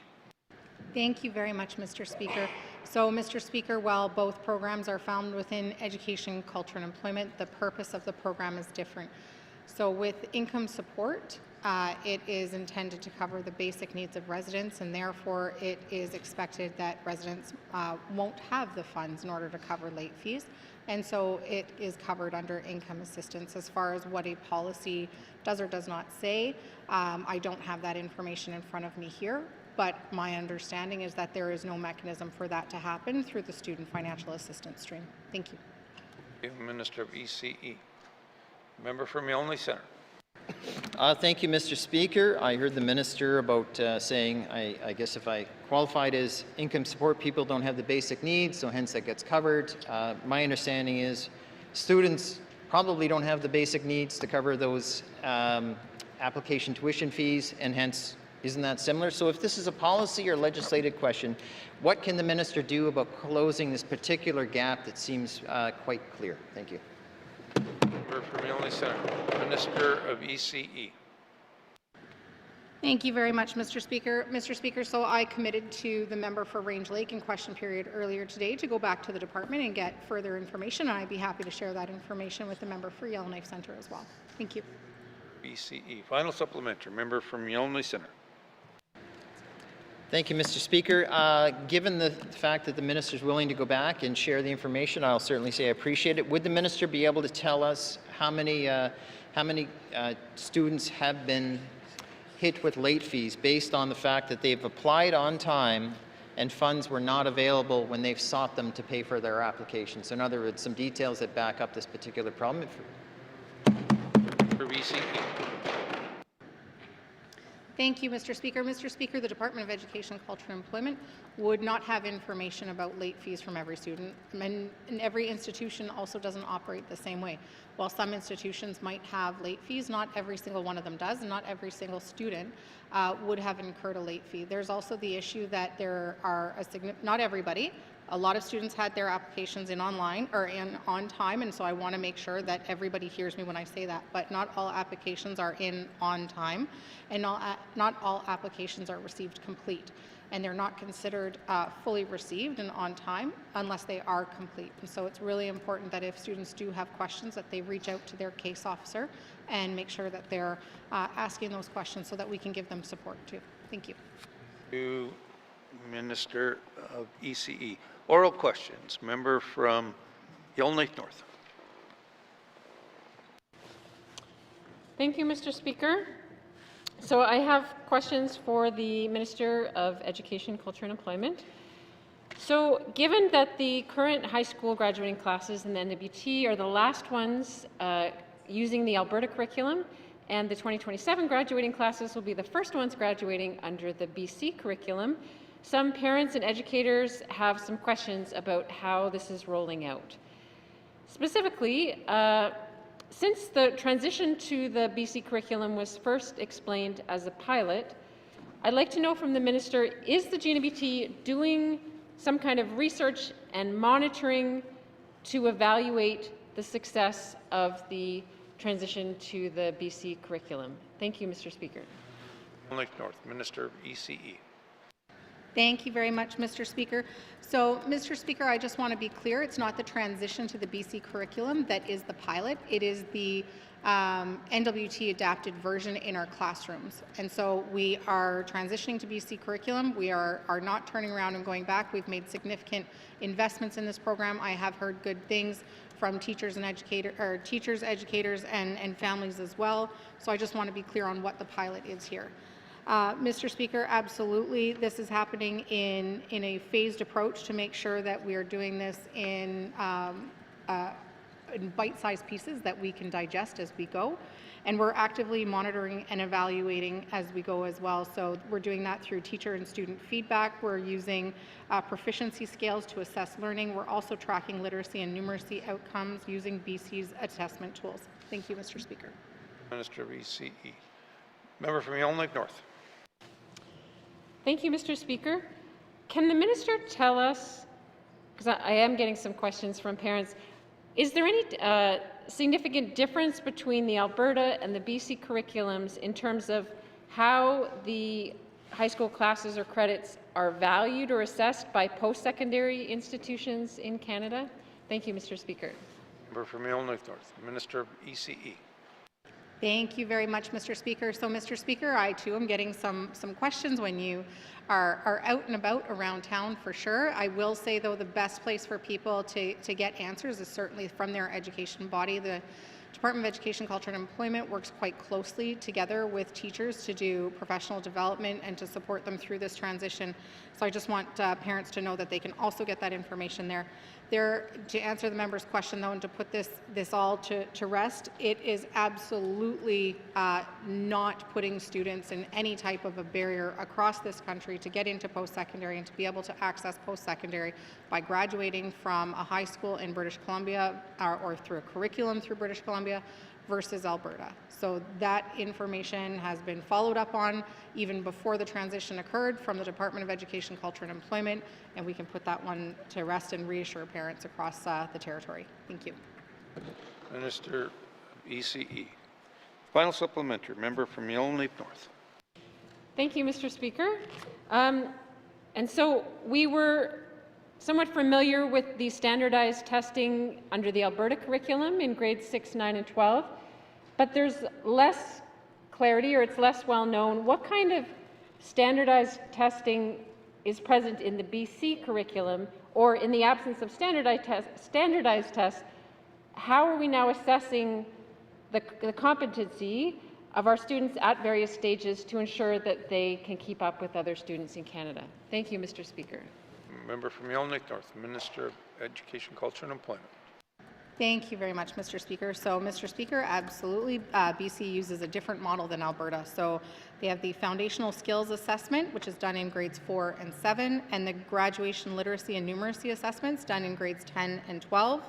These assessment tools focus on literacy and numeracy rather than being subject specific, which means it takes out the act of memorization and really celebrates the act of learning in this process. In the Northwest Territories, Alberta's grade 6 and 9 tests ended in 2023.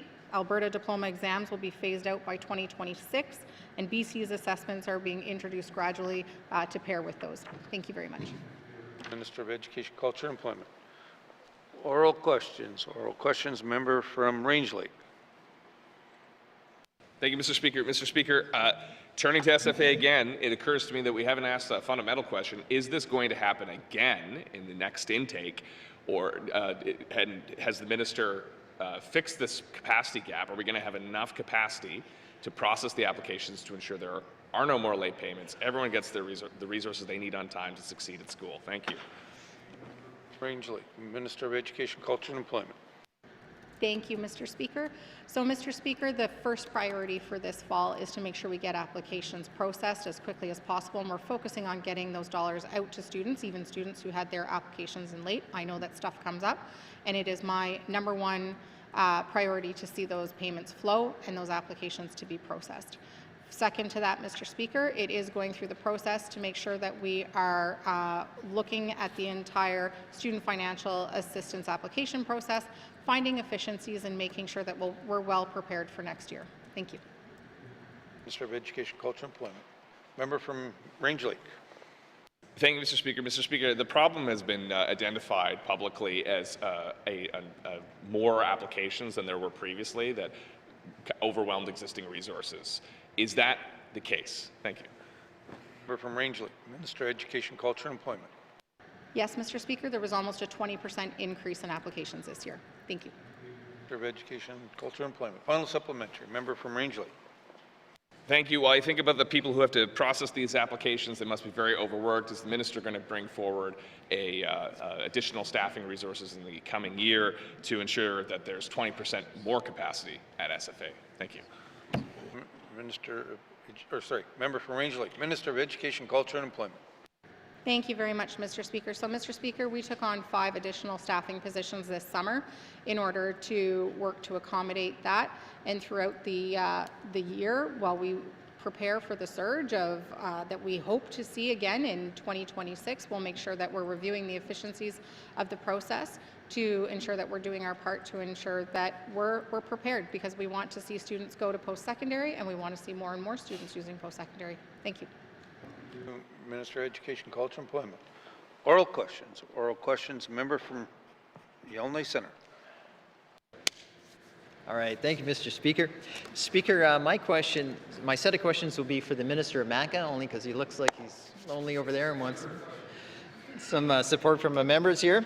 Mr. Speaker, I'm going to refer to the encampment, the one downtown here, and it's set up on Commissioner's land, and they have fires, open fires, etc., burning there, and above them are the high wire transmission lines that are feeding into Yellowknife. Mr. Speaker, what would it take to initiate an investigation through the Fire Marshal's office, through the department, to make sure that they are safe and not putting themselves and Yellowknife at significant risk the way that they're cohabitating in that situation? Thank you. From Yellowknife Centre, Minister of Municipal and Community Affairs. Sorry, Mr. Speaker, I was just looking up the toll-free number to the Fire Marshal's office there. First off, I think we would have to be reported so that officials know where these issues are. So if the residents are concerned about health or safety issues, especially related to a municipality, I would say they would have to contact their local bylaw enforcement, and then at that point, other issues may arise that they could address with the other officials like the Fire Marshal's office. So if there is any concerns, it would be good to allow the authorities to be notified. Thank you, Mr. Speaker. Minister of Municipal and Community Affairs. Member from Yonge Centre. Thank you, Mr. Speaker. There is no bylaws. There apparently is no policy on encampments, and I'm not sure who you're going to call. But the truth be told, is the minister is being informed there is an urgent potential safety risk there. What was the minister willing to do under his authority as minister, and the Fire Marshal's office falls under your authority? What steps will you take in order to ensure Northerners, Yellowknifers, and those individuals are safe? Thank you, Mr. Speaker. Yonge Centre. Minister of Municipal Community Affairs. Thank you, Mr. Speaker. Appreciate the member killing some time for me there. I would have to say that, you know, I mean, the Fire Marshal's office has to get notified that this is going on. If there's a concern, and obviously he's addressing it here, I will notify the Fire Marshal's office if the member wants to give me more detail on location, what exactly is going on. I'll report it to the department, and we can have Fire Marshal's office have a look at it. Thank you, Mr. Speaker. Minister of Municipal and Community Affairs. Oral questions. Oral questions. Member from Toonaday-Willity. Toonaday-Willity. Thank you, Mr. Speaker. I just have one quick question for the Minister of Education.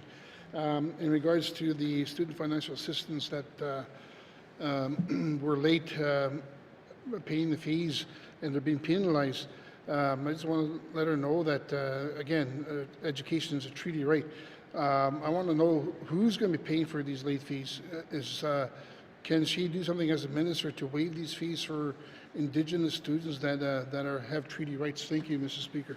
Member from Toonaday-Willity. Minister of Education, Culture, Employment. Thank you very much, Mr. Speaker. Mr. Speaker, I've made a commitment to go back to the department and gather additional information for both the member for Range Lake and the member for Yellowknife Centre, and I'm also happy to share that information with the member for Toonaday-Willity. Thank you. Thank you, Minister of Education, Culture, Employment. Mr. Clerk.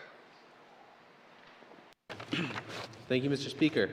Pursuant to Rule 7.2, bracket 7, I have received a follow-up information for oral question 797-20, bracket 1.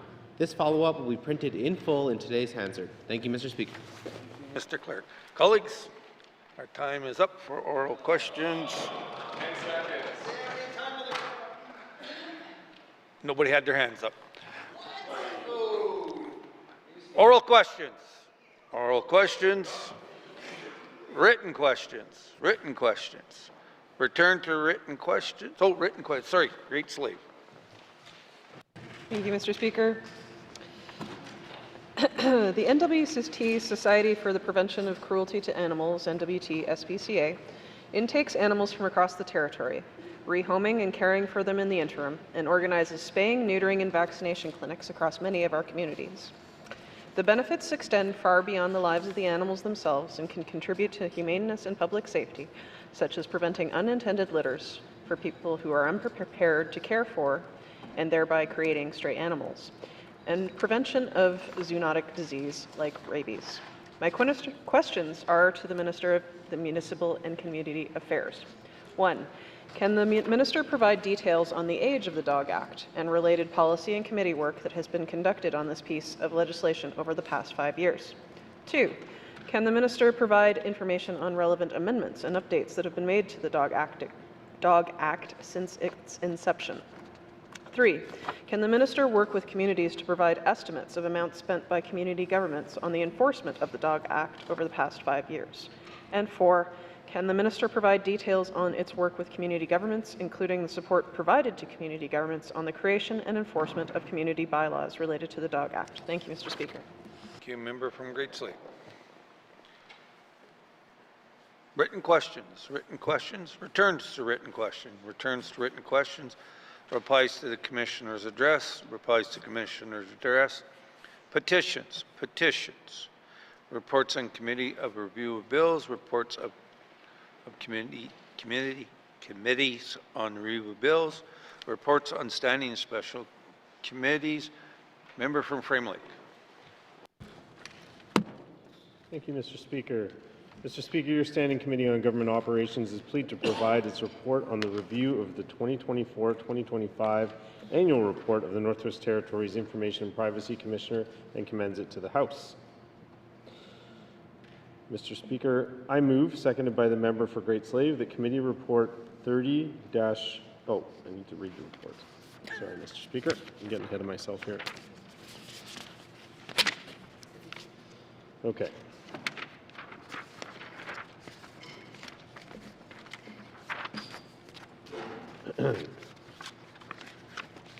Thank you, Mr. Speaker.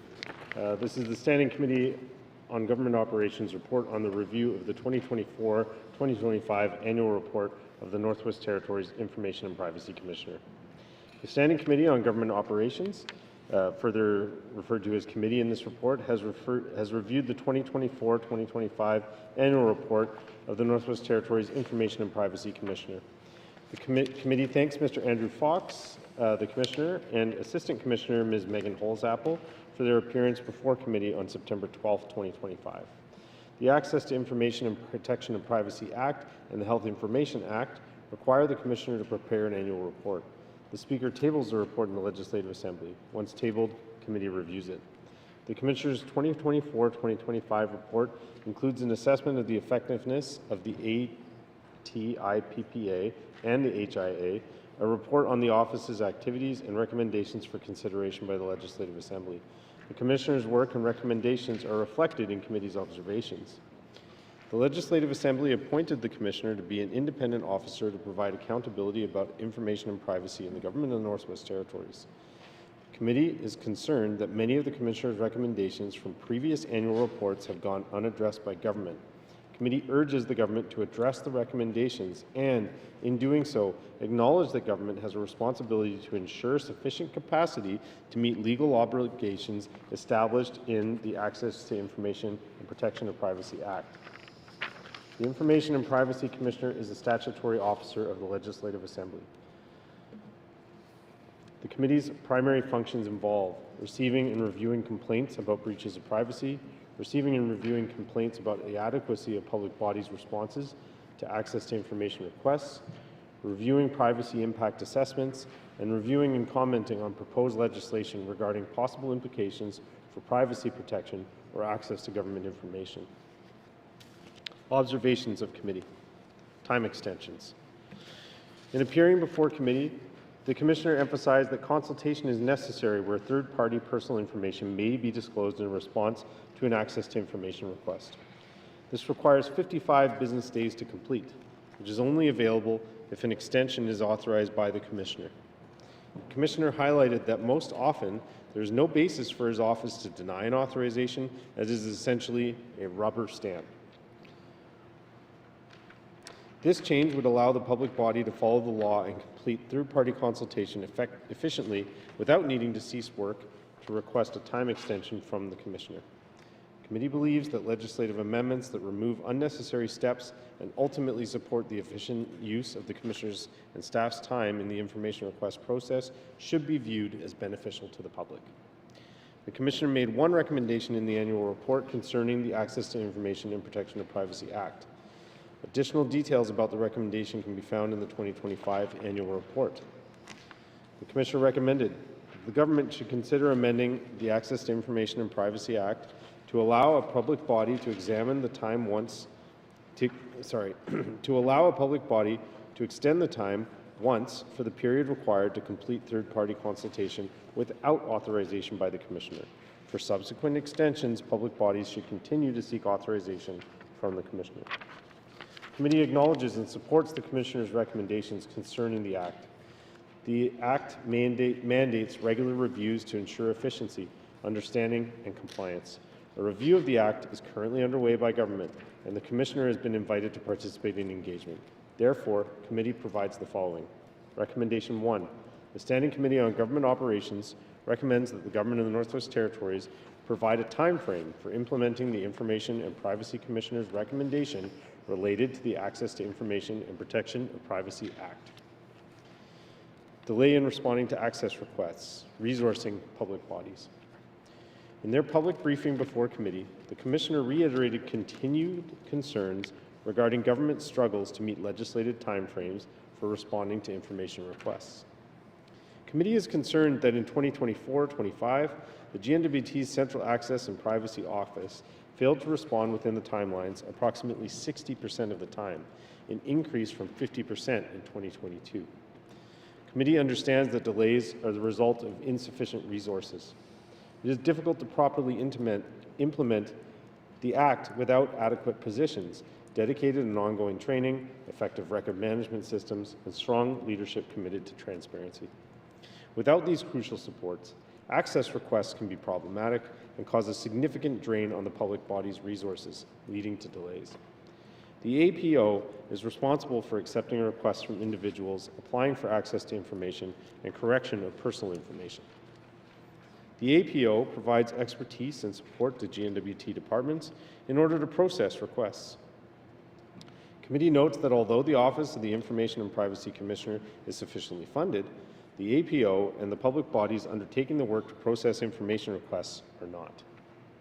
The APO received funding for 2 full-time positions until March 2026, amounting to a capacity increase of 40%.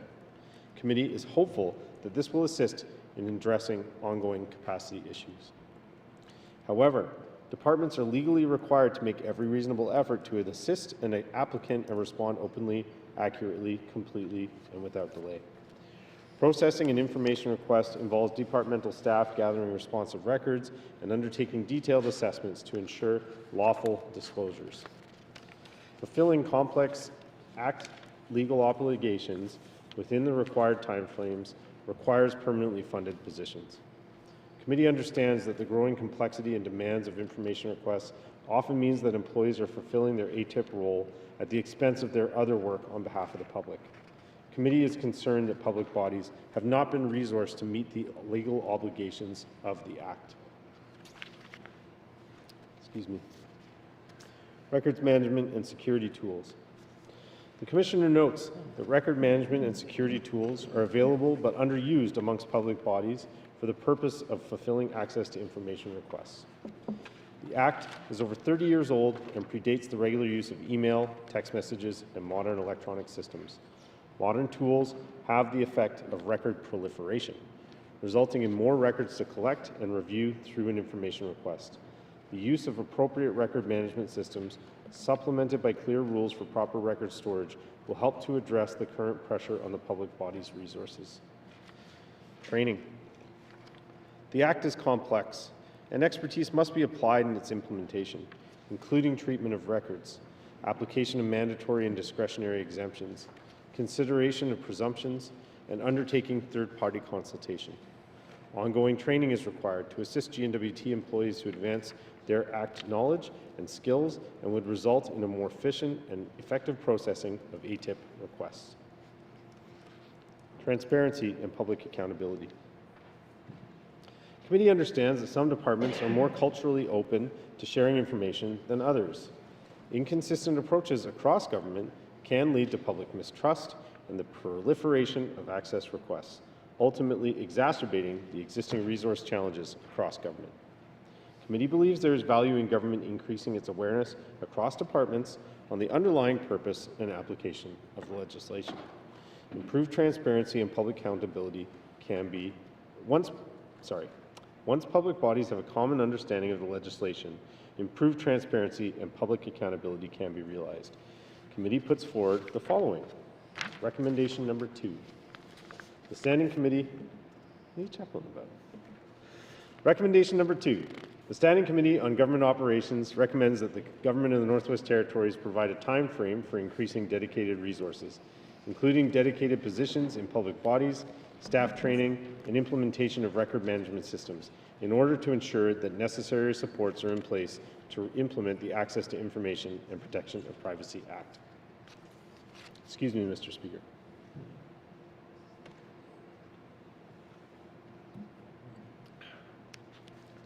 Proactive disclosure.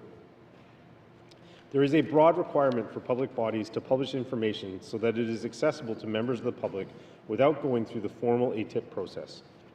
Section 72 of the Act requires public bodies to establish and publish categories of records that do not contain personal information and that can be made available without a formal request for access. Section 71 requires public bodies to make certain types of manuals, instructions, guidelines, rules, and policy statements available without a formal access request. Section 5.1 directs public bodies to disclose information where there is a risk of significant harm to the environment or to the health or safety of the public. As most information is now created and stored electronically, this should not be an onerous task for public bodies. Some public bodies are more proactive in publishing information than others. Committee understands that bureaucratic enthusiasm for transparency is an issue across government. Given the efficiencies of making information easily available and given their legal status, committee encourages all public bodies to devote sufficient resources to fulfilling the requirements of these sections. The open government policy maintains as one of its principles that government data, information, and decision-making should be accessible in a way that is responsive to the needs and expectations of NWT residents. Therefore, Standing Committee puts forward the following. Recommendation 3. The Standing Committee on Government Operations recommends that the Government of the Northwest Territories review and update the Proactive Disclosure Directive to maximize the proactive release of information based on categories of information that are most frequently sought through ATIP requests. Furthermore, committee requests a date by which this review will be completed. Access to Information and Protection of Privacy Act, Health Information Act. Incidents of privacy breaches. Mr. Speaker, in 2024-2025, the number of new Health Information Act's privacy breach files increased significantly from 78 to 180. A strong culture of privacy awareness and sensitivity is essential. The Department of Health and Social Services created its mandatory training policy in 2017. The purpose of this policy is to ensure employees are trained to prevent breaches and to respond to breaches appropriately. However, breaches still arise involving employees who have not received privacy training. Adequate employee training requires dedicated resources and ongoing support from leadership and management. Snooping. Committee believes that a balance must be struck between the administrative burden placed on the healthcare system and the protection of individuals' personal information. The collection, use, or disclosure of personal health information without the consent of individuals and for purposes that are not permitted or required by law is commonly referred to as snooping.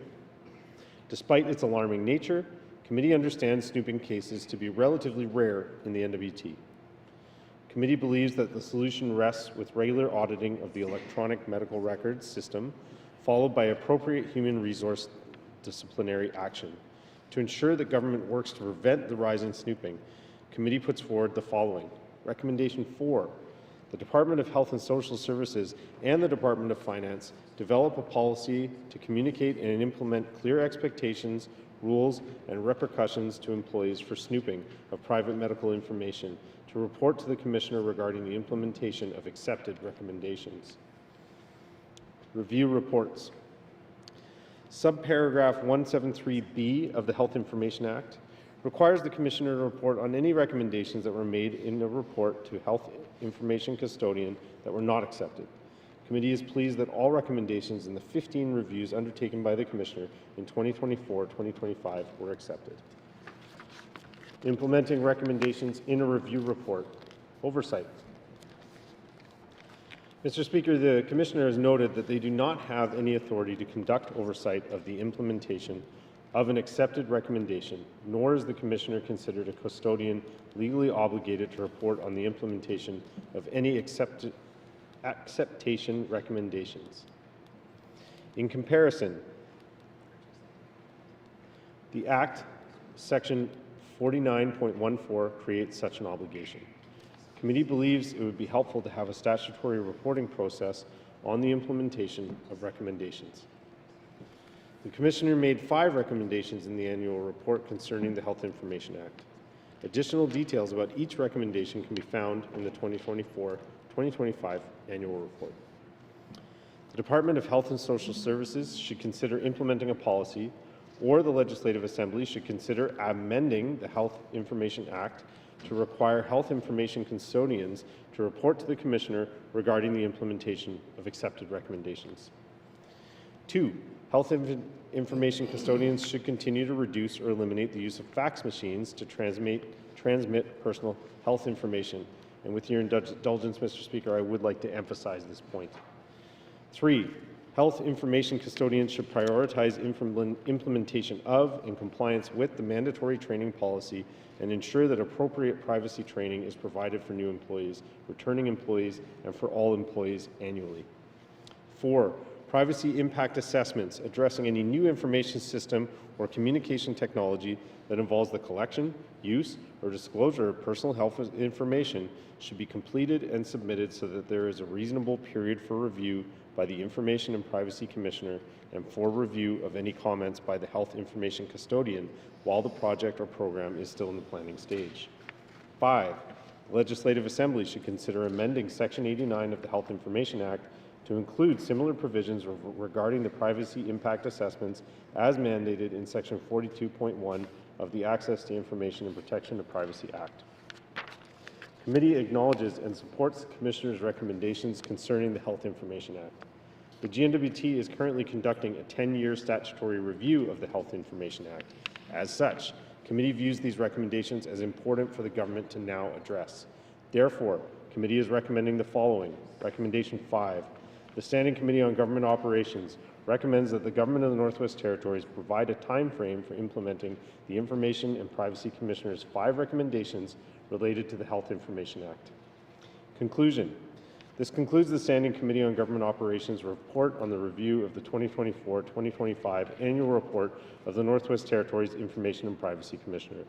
Recommendation 6. The Standing Committee on Government Operations recommends that the Northwest Territories respond to the recommendations contained in this report within 120 days.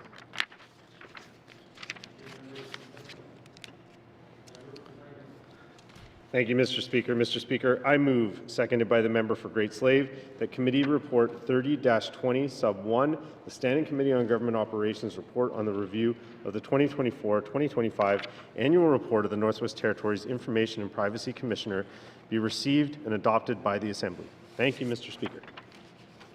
Order to the motion. Question has been called. All those in favor?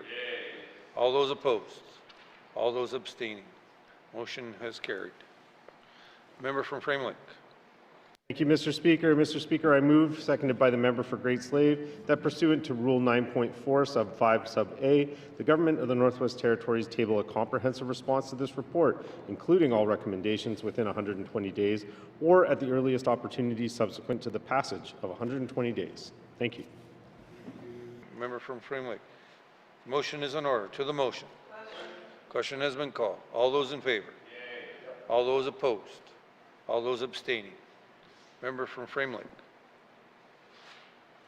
Speaker. Mr. Speaker, your Standing Committee on Government Operations is pleased to provide its report on the...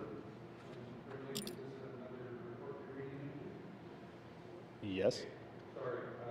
Looking at the time, we've gone over our 2 hours, so we're going to have a brief break and then we'll come back. Sorry.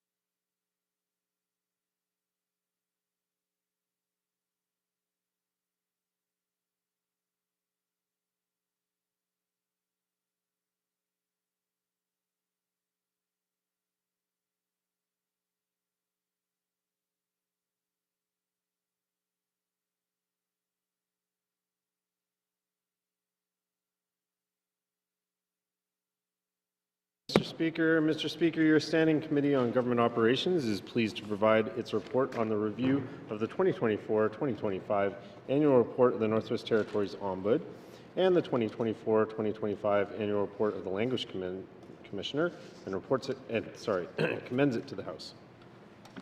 Thank you, member from Frame Lake. Member from Frame Lake.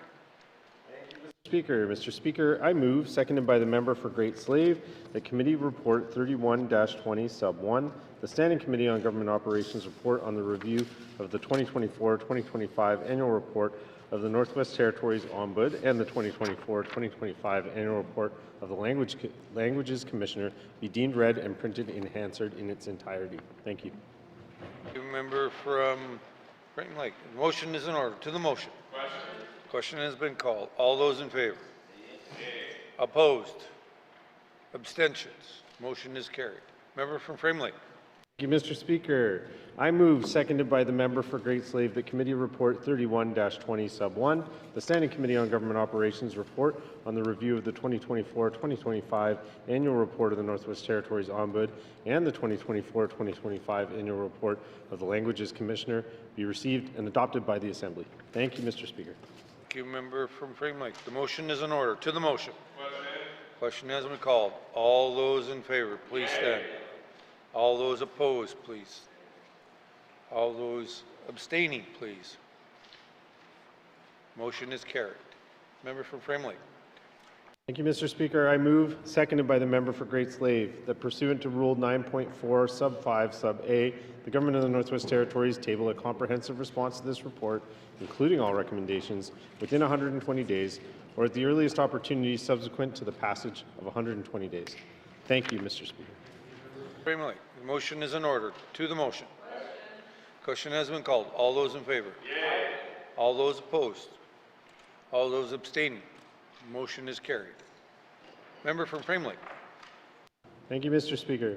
Your Standing Committee on Government Operations is pleased to provide its report on the review of the 2024-2025 Annual Report of the Northwest Territories Human Rights Commission and commends it to the House. From Frame Lake. The motion is in order. To the motion. Question has been called. All those in favor? All those opposed? All those abstaining? What? Sorry? No motion? Sorry? Member from Frame Lake. Thank you, Mr. Speaker. I do appreciate you trying to keep the business of the House moving along. Mr. Speaker, I move, seconded by the member for Great Slave, that Committee Report 32-20 Sub 1, the Standing Committee on Government Operations report on the review of the 2024-2025 Annual Report of the Northwest Territories Human Rights Commission, be deemed read and printed in Hansard in its entirety. Thank you. That is a motion, right? Okay, thank you. Member from Frame Lake. To the motion. Or the motion's in order. To the motion. Question has been called. All those in favor? Opposed? Abstentions? Motion carried. Member from Frame Lake. Thank you, Mr. Speaker. Mr. Speaker, I move, seconded by the member for Great Slave, that Committee Report 32-20 Sub 1, the Standing Committee on Government Operations report on the review of the 2024-2025 Annual Report of the Northwest Territories Human Rights Commission be received and adopted by the Assembly. Thank you. From Frame Lake. Motion is in order. To the motion. Question has been called. All those in favor? Opposed? Abstentions? Motion is carried. Member from Frame Lake. Thank you, Mr. Speaker. I move, seconded by the member for Great Slave, that pursuant to Rule 9.4 Sub 5 Sub A, the Government of the Northwest Territories table a comprehensive report to this report, comprehensive response to this report, including all recommendations within 120 days or at the earliest opportunity subsequent to the passage of 120 days. Thank you. From Frame Lake. The motion is in order. To the motion. Question has been called. All those in favor? Opposed? Abstentions? Motion has carried. Member from Great Slave. Thank you, Mr. Speaker. Your Standing Committee on Procedure and Privileges is pleased to provide its report on the review of the rules of the Northwest Territories Legislative Assembly. The Standing Committee on Procedure and Privileges Committee is pleased to report on its review of the rules of the Northwest Territories Legislative Assembly, the rules. In June 2025, committee received a letter from Speaker Shane Thompson requesting a review of the rules. Specifically, the Speaker asked committee to consider if the rules related to written questions should require members to provide the Speaker with 24 hours notice of a written question before it is read in the House, as well as whether the orders of the day for Thursdays should be altered, moving notions of motion and recognition of visitors in the gallery earlier in the day. In September 2025, committee received a second referral letter from Speaker Thompson seeking a recommendation from the committee on a request from the Government House Leader to alter the annual sitting calendar. The correspondence from Speaker Thompson is attached as Appendix A. Committee has considered these matters and is prepared to provide a report to the House. Written questions. Speaker Thompson raised a concern about Rule 7.3(3) requiring the Speaker to ensure that written questions conform to the rules and practice of the House, but not providing the Speaker with time to adequately review a written question before it is read on the floor of the Assembly. This risks members advancing written questions that the Speaker must rule out of order. Specifically, the Speaker indicated a desire to A, ensure that members are sufficiently supported in the development of written questions by the Office of the Clerk staff, to ensure that questions are consistently presented in a manner in keeping with the rules and practices of the Assembly, and B, ensure that finalized written questions can be provided to interpreters in advance to ensure that complex, technical questions are appropriately interpreted into our official languages. Committee appreciates the concerns raised by the Speaker and agrees that providing written questions to the Speaker with at least 24 hours notice is reasonable.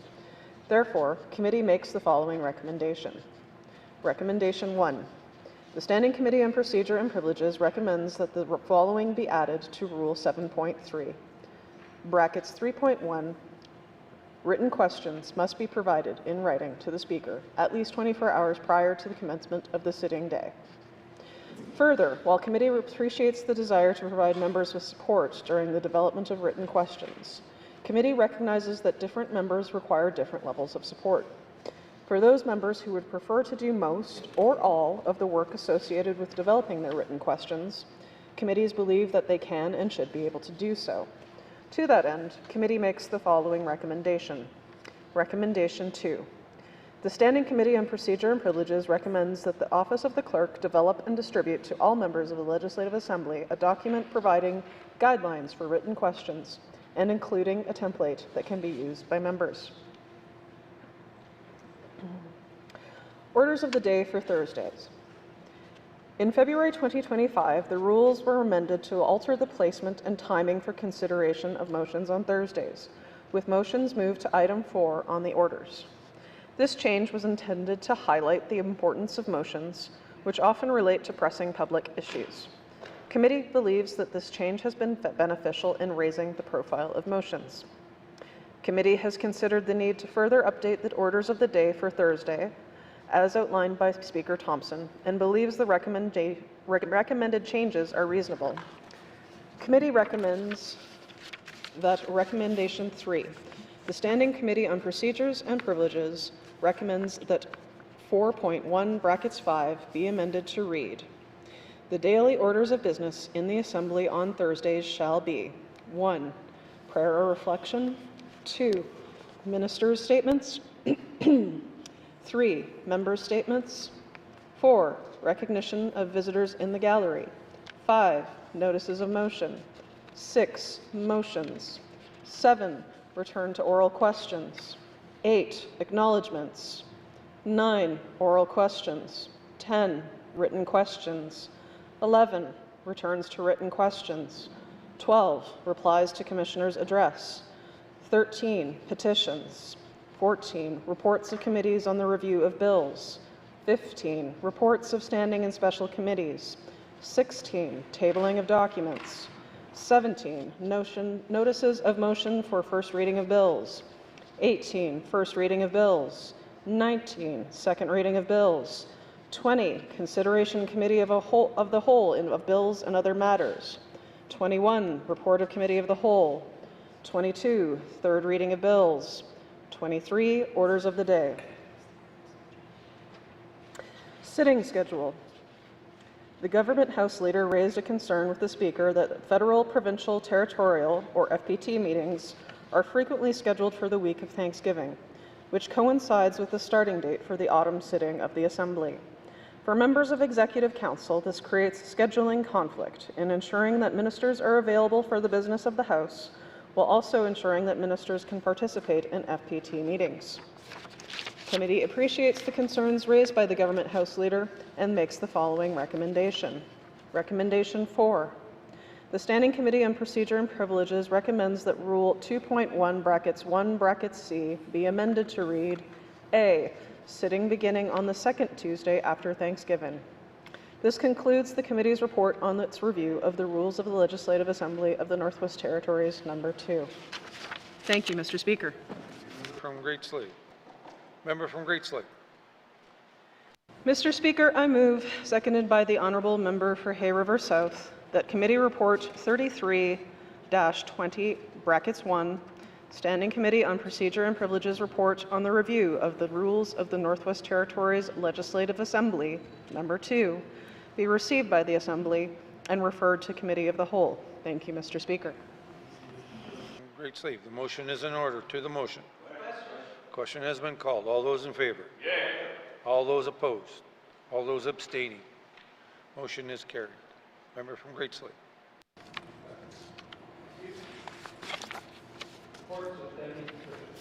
Reports of standing special committees. Tabling of documents.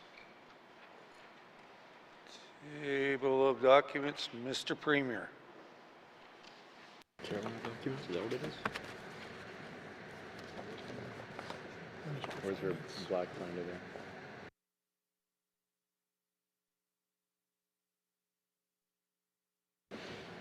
Thank you, Mr. Speaker. Apologies. Mr. Speaker, I wish to table the following 2 documents: Public Service Annual Report 2024-2025 and Budget Dialogues 2025, what we heard. Thank you, Mr. Speaker. To Mr. Premier. Tabling documents. Member from Yellowknife North.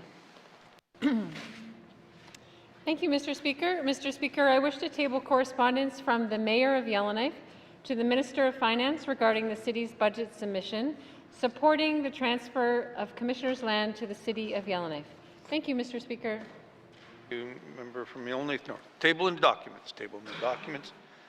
Notice of motion. Notice of motion. Member from Yellowknife North. Thank you, Mr. Speaker. Mr. Speaker, I give notice that on Friday, October 31st, 2025, I will move the following motion. I move, seconded by the Honourable Member for Thabacha, that notwithstanding Rule 2.1, when the House adjourns on Friday, October 31st, 2025, it shall be adjourned until Wednesday, February 4th, 2026. And further, that any time prior to February 4th, 2026, if the Speaker is satisfied after consultation with the Executive Council and members of the Legislative Assembly that the public interest requires that the House should meet at an earlier or later time during the adjournment, the Speaker may give notice, and thereupon the House shall meet at the time stated in such notice and shall transact its business as it has been duly adjourned to that time. Thank you, Mr. Speaker. Member from Yellowknife North. Notice of motions. Notice of motions. Motions. Motions. Notice of motions, first reading the bills. Notice of motion, first reading the bills. First reading the bills. Minister of Infrastructure. Mr. Speaker, I wish to present the House Bill 33, Technical Safety Statutes Amendments Act, to be read for the first time. Thank you, Mr. Speaker. To Minister of Infrastructure. Pursuant to Rule 8.2(3), Bill 33 is deemed to have first reading and is ready for second reading. First reading the bills, first reading the bills.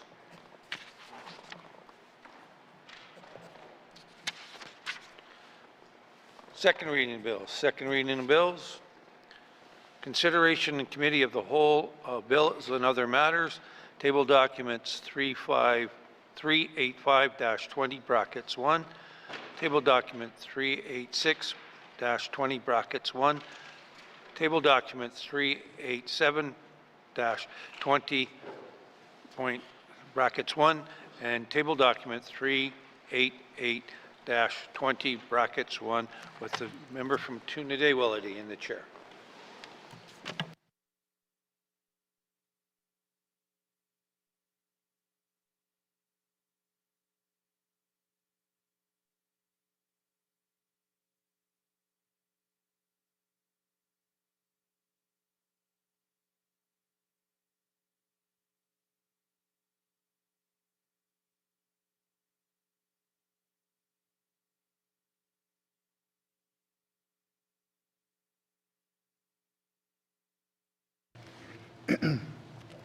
Thank you. Committee, we have agreed to consider table documents 385-20 brackets 1. Oh, sorry. Thank you. Sorry about that. I will now call the committee to hold to order. What is the wish of the committee? I want to go to the member from Nunavut Lake.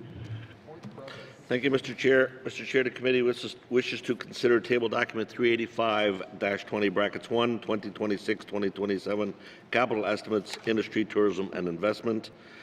Table document 386-20 brackets 1, supplementary estimates, operations, expenditures, and borrowing authorization number 3, 2024-25.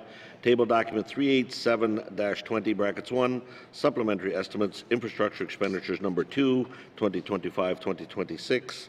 And finally, Mr. Chair, table document 388, supplementary estimates, operations expenditures number 2, 2025-2026. Thank you. Does the committee agree? Okay, thank you. Committee will proceed with the first item on the agenda. Committee, we have considered Committee, we have agreed to consider table documents 385-20 brackets 1, 2026-2027, capital estimates, Department of Industry and Tourism and Investment. Does the Minister of Industry and Tourism and Investment wish to bring witnesses into the chamber?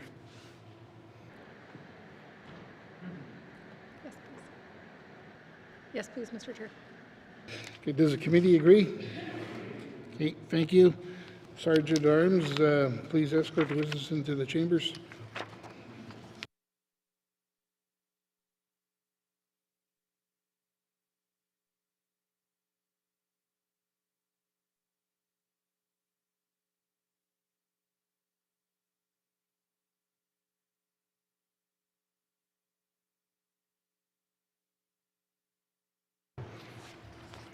Okay, thank you. Would the Minister please introduce the witnesses?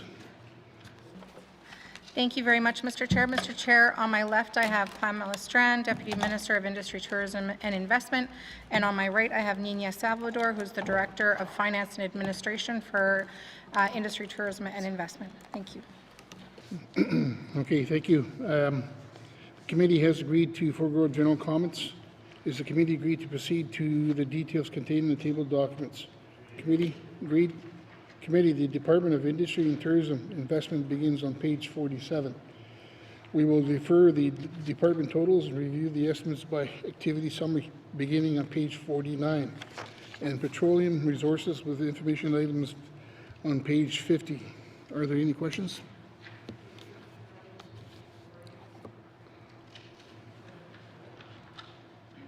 I'll go to the member from Range Lake. Thank you, Mr. Chair. I'd like to ask questions about the replacement of the Mineral Resource Information System. Is this project currently on budget and on schedule? Thank you. Thank you. I'll go to the Minister. Thank you very much, Mr. Chair. So, Mr. Chair, our goal this term is to see this project get done. We are resourcing it as we need and as we go. Specifically for the Mineral Administration and Registry System, we're working closely with the Department of Finance because it requires us to migrate first a piece of software called the LTOS, which is the Land tenure optimization system, and then from there we're able to work on the mineral administration and registry system. It's important to note, Mr. Chair, that we're unable to program this system until our regulations are done. And so it's imperative that we get that done as a step one so that we can then program this piece of software for people to be able to use it to do their applications, for example, for their mineral staking, and then from there be able to do things like online map staking. I also would like to add that we're working with the technical working group to try and put together an aggressive schedule to make sure that this work gets done, because we know how important it is. Thank you, Mr. Chair. Okay, thank you. I'll go to the member from Range Lake. Thank you, Mr. Chair. And well, I appreciate the sentiment that the work is important and needs to get done quickly, but the estimate completion is till 27-28, which puts us into the very end of the term. And you know, call me a skeptic, but the last time we had a major, a transformative mineral or mining initiative was the MRA that we put in the 18th Assembly in the final year, and still not enforced, which is what why the regulatory piece is still required. So I would be much more comfortable seeing this online map staking and the technology required for it to be put in while we're still sitting as an assembly. So I know with confidence that these things are going to go on. And furthermore, this thing's already well past the time we need to implement it. We're falling well behind other jurisdictions in competitiveness and cost. So when the minister says that the department's going to work with the technical working group to expedite things, what does that actually mean in real terms? I mean, is it just going to the next meeting and saying, hey, we'd really like this to move forward, or is it actually having an aggressive schedule, building consensus around that schedule and getting buy-in from Indigenous leaders, from the technical working group experts? Like I need to know more detail than just we're going to do our best efforts, because we've been doing our best efforts and it has been moving at a snail's pace. Thank you, Mr. Chair. Thank you. I'll go to the minister. Thank you very much, Mr. Chair. So, Mr. Chair, within the Intergovernmental Council, we have a protocol that we follow in how we work together and how we co-develop legislation. And so we are using that protocol to make sure that we're doing this legislation with the best integrity. And while we will be the last jurisdiction to have online map staking, we will be leaders as far as how we go about doing mineral claims in the future, and our expectation on both industry and residents. And so while on one hand we're catching up, on the other hand we are leading the way. In regards to the member's question, yes, this project is on budget. Yes, we are being aggressive, but it is an aggressive approach to it that is needed. And so we are developing a schedule that puts us with our regulations being done this term, and with the online map staking and MARS being done this term. But we need to make sure that we have buy-in, like the member says, from our partners in this aggressive schedule, and making sure that we are streamlining our process for efficiency to make sure that we're working together and that we're agreeing on how we're going to go about doing this and getting it done. In addition to that, we have to make sure that the entire team is properly resourced and supported to accommodate an accelerated schedule, because this is something that is important to me. I share the members' ambition and share the members' desire to see this done in the life of this assembly, and putting together a schedule and a recipe for success is how we get there. So thank you, Mr. Chair. Okay, thank you. I'm going to go to the member from Range Lake. Thank you, Mr. Chair. Well, just to be clear, I don't want to say just done this term. I want to say done next year. We need to move this project up. I mean, if we're still talking about getting it done this term, it's still too far off. We are able to move very quickly if we put our collective willpower behind it. And with the MRA, for example, I mean, that development didn't have buy-in at first, and then buy-in was developed, and then moved very quickly after that took place. So with the inclusion of benefit agreements and a few other pieces like that were contentious at the time, but we were able to smooth things out and work through them. So in many ways, the extended regulatory period makes sense, because there were some major flaws with that first piece of legislation, which is why we're talking about MARS, because it stems from that. So whatever schedule that comes forward, I'm eager to see it, even if it's a notional schedule of what the department thinks is possible. That would be great. So could I ask the minister, I guess I can, but I don't know if I'll get the answer I'm looking for, but I will nonetheless do so, that the department develop a notional schedule to move as quickly as it possibly could, notwithstanding IGCS protocols, that, you know, if they could just move as fast as they possibly could with the resources they have at hand. Let's see what that looks like, and then we can work forward from there. And I will be the first one to support the minister in finding ways we can work with Indigenous partners, devolution partners, through the protocol, through the working group to get there. But right now we need to see some urgency. We need to see the cobwebs of complacency being shaken off by some very aggressive timelines on this thing. Because if we don't replace the engine of our economy, we won't have one. And it's going to be a long time for us to recover from that mining shock. Thank you. Thank you. I'll go to the minister, please. Thank you very much, Mr. Chair.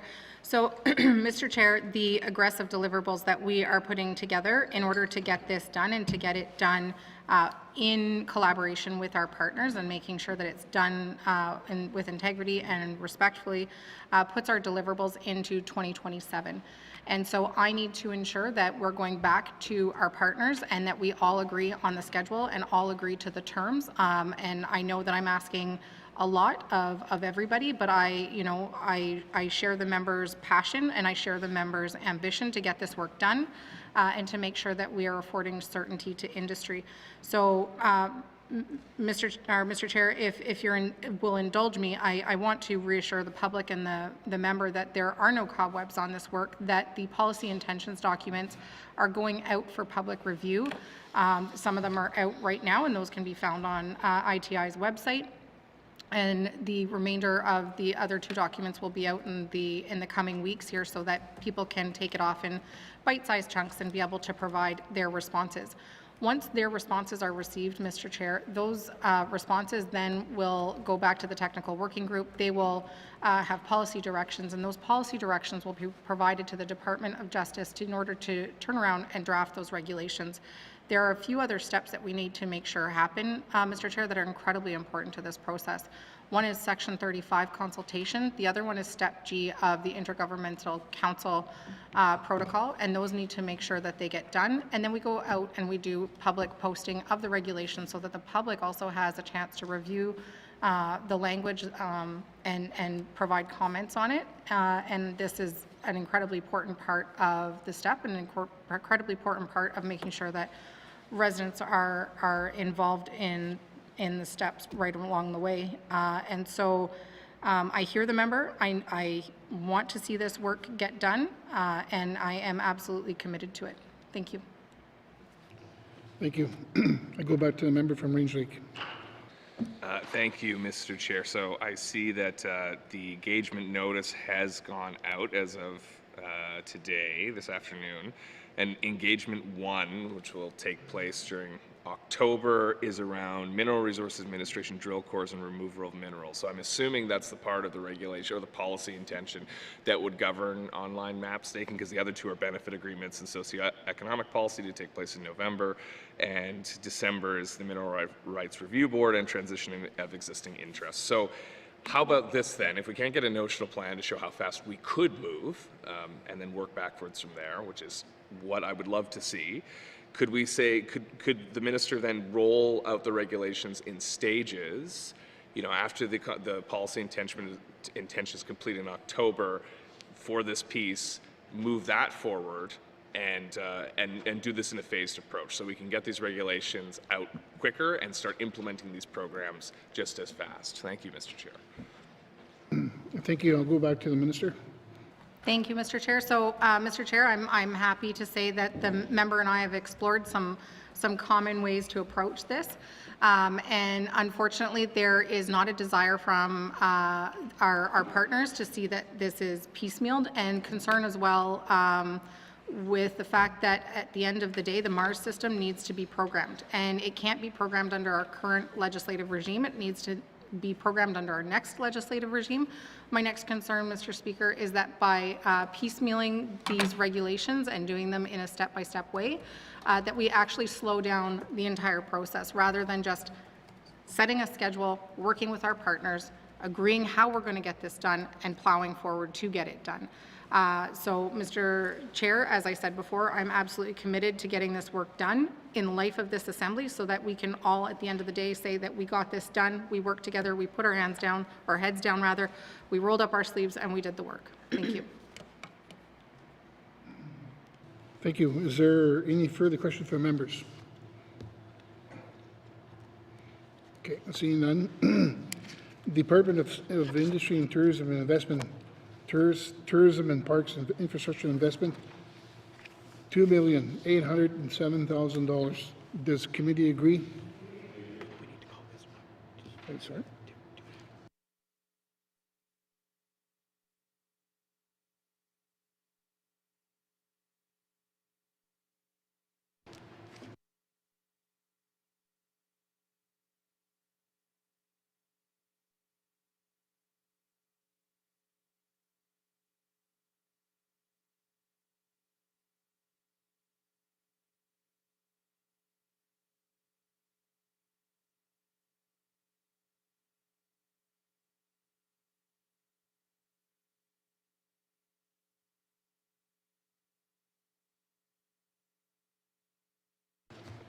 Thank you.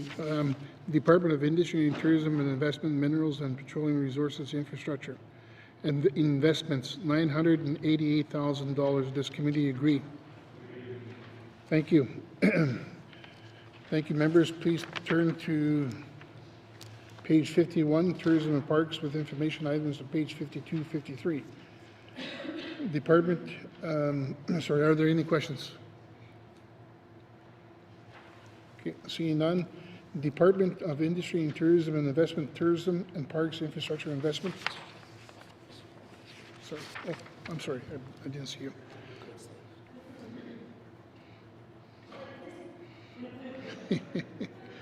I'll go to the member from Great Slave. Thank you, Mr. Chair. I think several of us have questions, so thank you for being kind and going back.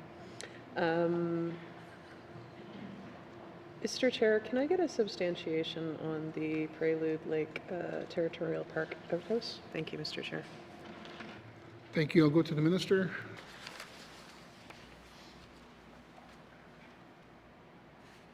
Thank you very much, Mr. Chair. So, Mr. Chair, that was originally built before 2004, and it needs to be replaced with an accessible toilet because it is not currently accessible and aligns with our safety, our safety priorities of the Assembly. Thank you.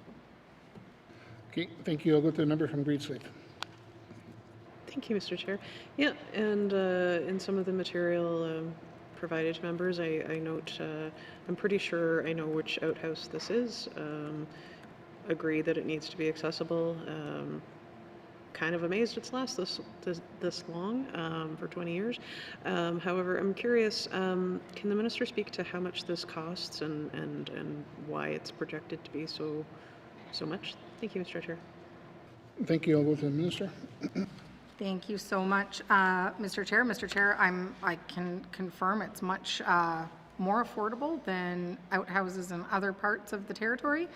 But certainly infrastructure like this does carry a cost at the end of the day. And so I just encourage us all to help one another take care of our infrastructure. Thank you.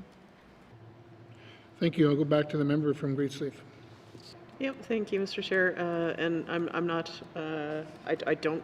I'm not here to say that this project shouldn't go ahead. I think it should, obviously. I am very happy that the minister is keeping in mind on accessibility issues.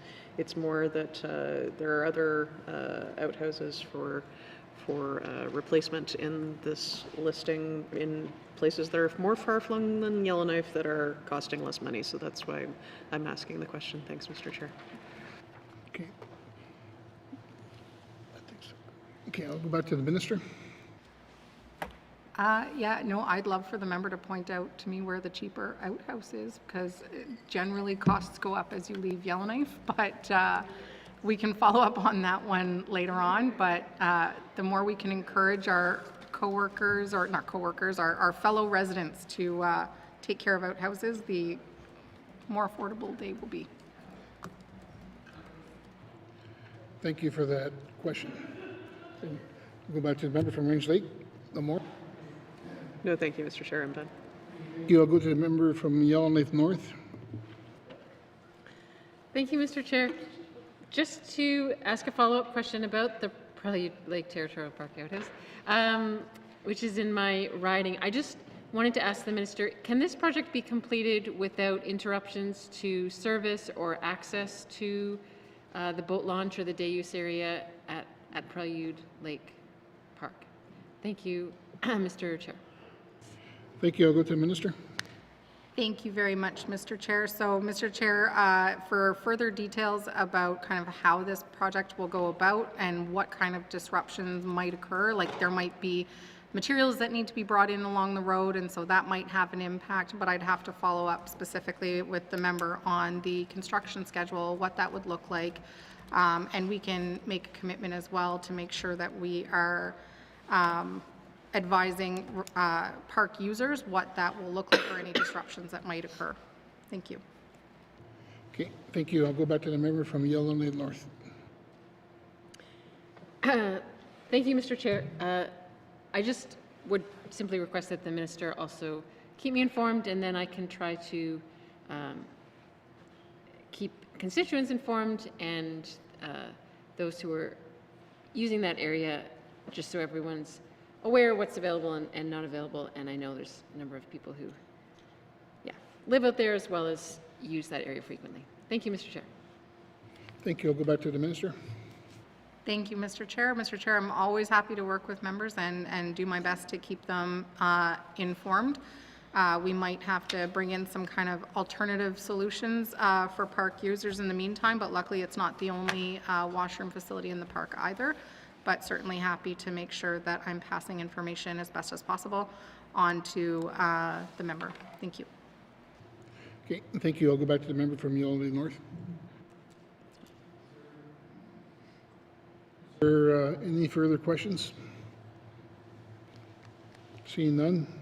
The Department of Industry and Tourism and Investment, Tourism and Parks, Infrastructure Investment, $2,807,000. Does committee agree? Okay, thank you, members. Please return now to the Department of Industry and Tourism Investment, summary found on page 47. The Department of Industry and Tourism and Investment 2026-2027 capital estimates, $3,795,000. Does the committee agree? Thank you. Committee, that concludes our consideration of the Department of Industry and Tourism and Investment.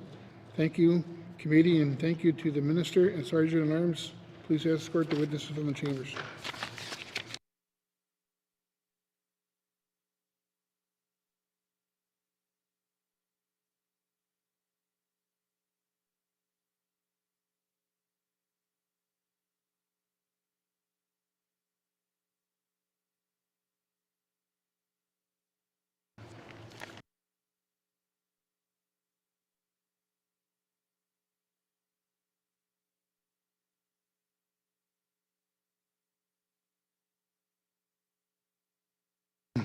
Thank you.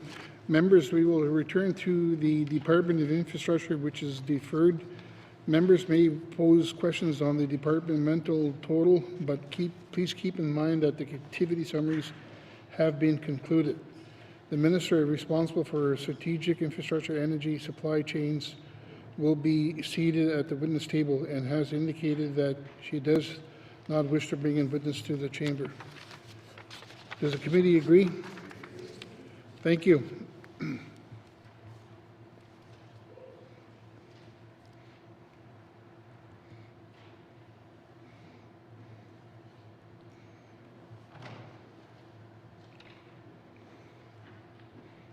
Okay, thank you, members. Please turn to the Department of Infrastructure summary found on page 54.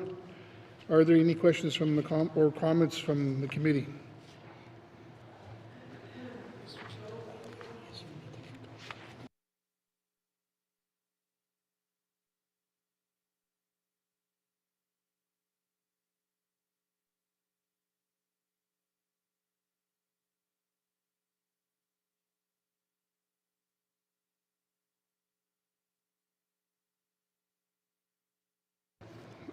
Thank you, members. Are there any further questions? Okay, seeing none. Seeing no further questions, I will call the Department Total Infrastructure 2026-2027 capital estimates $228,994,000. Does committee agree? Thank you. Committee, that concludes our consideration of the Department of Infrastructure. Thank you, committee, and thank you, Minister. You can now return to your desk. Committee, we have concluded consideration of all items in the table documents 385-20 brackets 1, 2026-2027 capital estimates. Does the committee agree that you have concluded consideration table documents 385-20 brackets 1, 2026-2027 capital estimates? Members,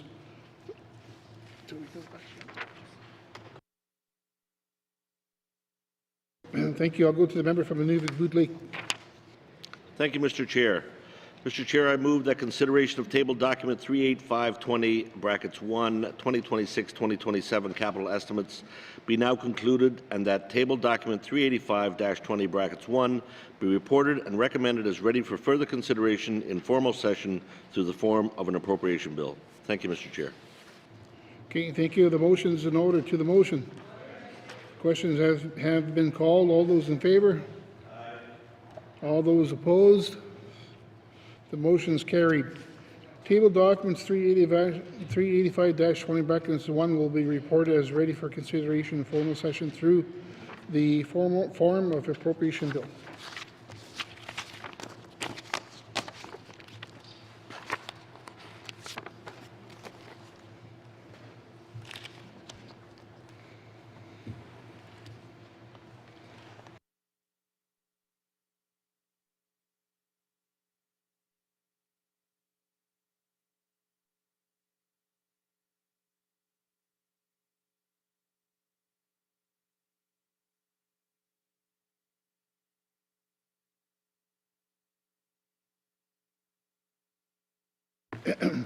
Committee, we have agreed to consider table documents 386-20 brackets 1.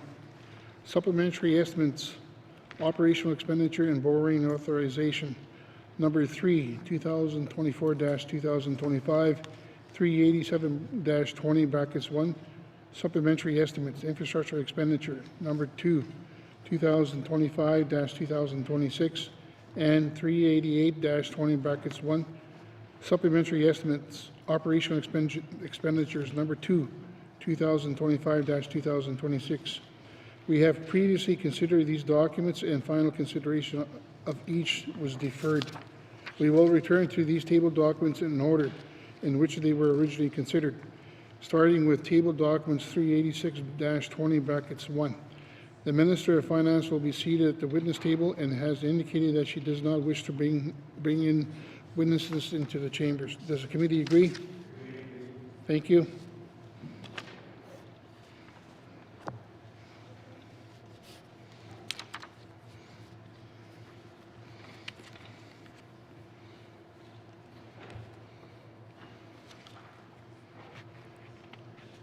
Committee, we have agreed to forego opening comments and general comments. We will return to the details. Committee, please turn to table documents 386-20, brackets 1. Supplementary estimates, operational expenditure, and borrowing authorization number 3, 2024 and 2025. We have previously considered all details of this table document. Do you agree that you have concluded consideration of table documents 386-20, brackets 1, supplementary estimates, operational expenditure, and borrowing authorization number 3, 2024-2025. I'm going to go to, does committee agree? Thank you. I'll go to the member from Nunavut Lake. Thank you, Mr. Chair. Mr. Chair, I move that consideration of table document 386-20 brackets 1, supplementary estimates, operations expenditures, number 3, 2024-2025, be now concluded, and that table document 386-20 brackets 1 be reported and recommended as ready for further consideration in formal session through the form of an appropriation bill. Thank you, Mr. Chair. Okay, thank you. The motion is in order. To the motion. Question has been called. All those in favor? All those opposed? The motion is carried. Consideration table documents 386-20 brackets 1, supplementary estimates, operational expenditure, and borrowing authorization number 3, 2024-2025 will be reported as ready for consideration in a formal session through the form of appropriation bill. Committee, this concludes our consideration of table documents 386-20 brackets 1, and will now proceed to the next table document. Please turn to table document 387-20 brackets 1, supplementary estimates, infrastructure expenditure number 2, 2025-2026. Committee, after we reviewed the detail of this document on October 20, 2025, it was noted in Hansard that an error was made in calling the total for the Department of Environment and Climate Change. To ensure the record is accurate, we will call this item again. Please turn to page 7.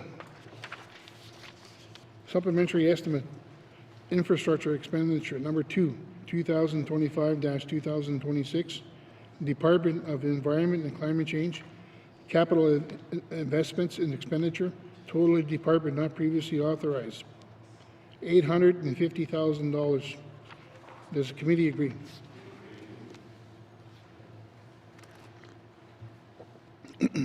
Thank you, committee. We have now concluded all details within the table document. Committee, do you agree that you have concluded consideration of table documents 387-20 brackets 1, supplementary estimates, infrastructure expenditure? Do you agree? Okay, thank you. Go back to the member from the Nunavut Lake. Thank you, Mr. Chair. Mr. Chair, I move that consideration of table document 387-20 brackets 1, supplementary estimates, infrastructure expenditures, number 2, 2025-2026, be now concluded, and that the table document 387-20 bracket 1 be reported and recommended as ready for further consideration in formal session through the form of an appropriation bill. Thank you, Mr. Chair. Thank you. The motion is in order. To the motion. Question has been called. All those in favor? All those opposed? The motion is carried. Consideration of table documents 387-20 brackets 1, supplementary estimates, infrastructure expenditure number 2, 2025-2026 will be reported as ready for consideration in formal session through the form of appropriation bill. Committee, this concludes our consideration of table documents 387-20 brackets 1, and will now proceed to the next table document. Committee, please turn to table document 388-20 brackets 1, supplementary estimates, operational expenditures. Number 2, 2025-2026. We have previously considered all details of this table document. Do you agree that you have concluded consideration of table document supplementary estimates, operational expenditure number 2, 2025-2026? Again, committee, do you agree? Thank you. I'll go back to the member from the Nunavut Lake. Thank you, Mr. Chair. Mr. Chair, I move that consideration of table document 388-20 brackets 1, supplementary estimates, operations expenditures number 2, 2025-26, be now concluded, and that table document 388-20 brackets 1 be reported and recommended as ready for further consideration in formal session through the form of an appropriation bill. Thank you, Mr. Chair. Thank you. The motion is in order. To the motion. Question has been called. All those in favor? All those opposed? The motion is carried.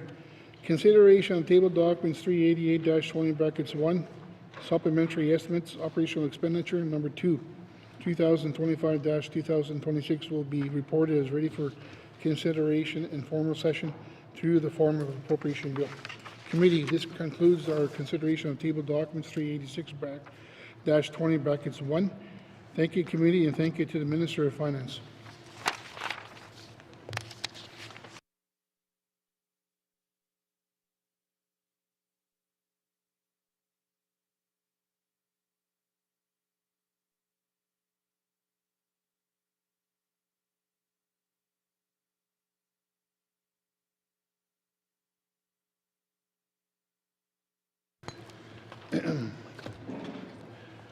I want to go to the member from Inuvik-Boot Lake. Thank you, Mr. Chair. Mr. Chair, I move the chair rise and report progress. Okay, there's a motion on the floor to report progress. The motion is in order and non-debatable. All those in favor? All those opposed? Thank you. Motion carried. I will now rise and report progress. Thank you.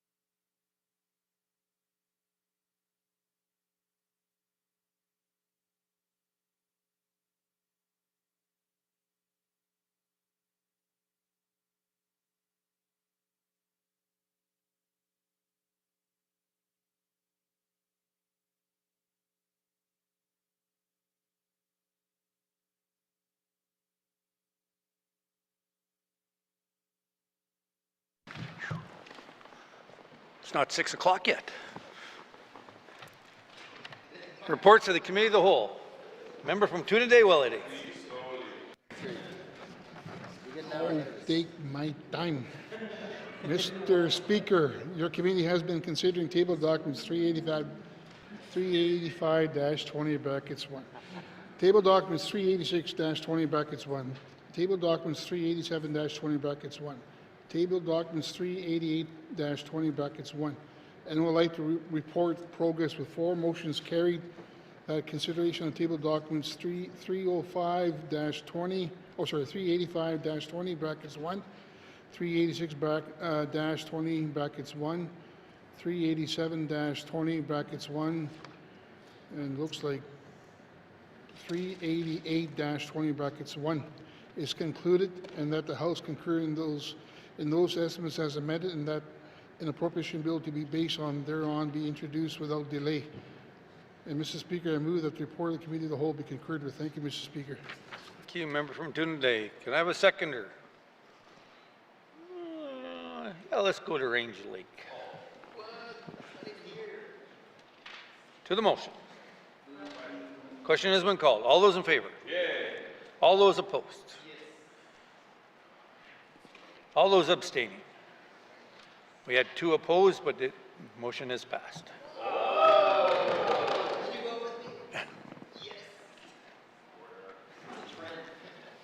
Consideration of Committee of the Whole bills and other matters. Consideration of Committee of the Whole and bills of other matters. Oh, sorry. Reports of Committee of the Whole. Reports of Committee of the Whole. Third reading of bills. Third reading of bills. Orders of the day, Mr. Clerk. Thank you, Mr. Speaker. Orders of the day for Thursday, October 30th, 2025 at 1:30 p.m. Prayer reflection, minister statements, member statements, motion 64-20 bracket 1, returns to oral question, recognitions of visitors in the gallery, acknowledgements, oral questions, returns a written question, replies to the Commissioner's address, petitions, reports of committees on the review of bills, reports of standing and special committees, tabling of documents, notice of motion for first reading of bills. First reading of bills, Bill 34 and 35. Second reading of bills, Bill 33. Consideration in Committee of the Whole of bills and other matters.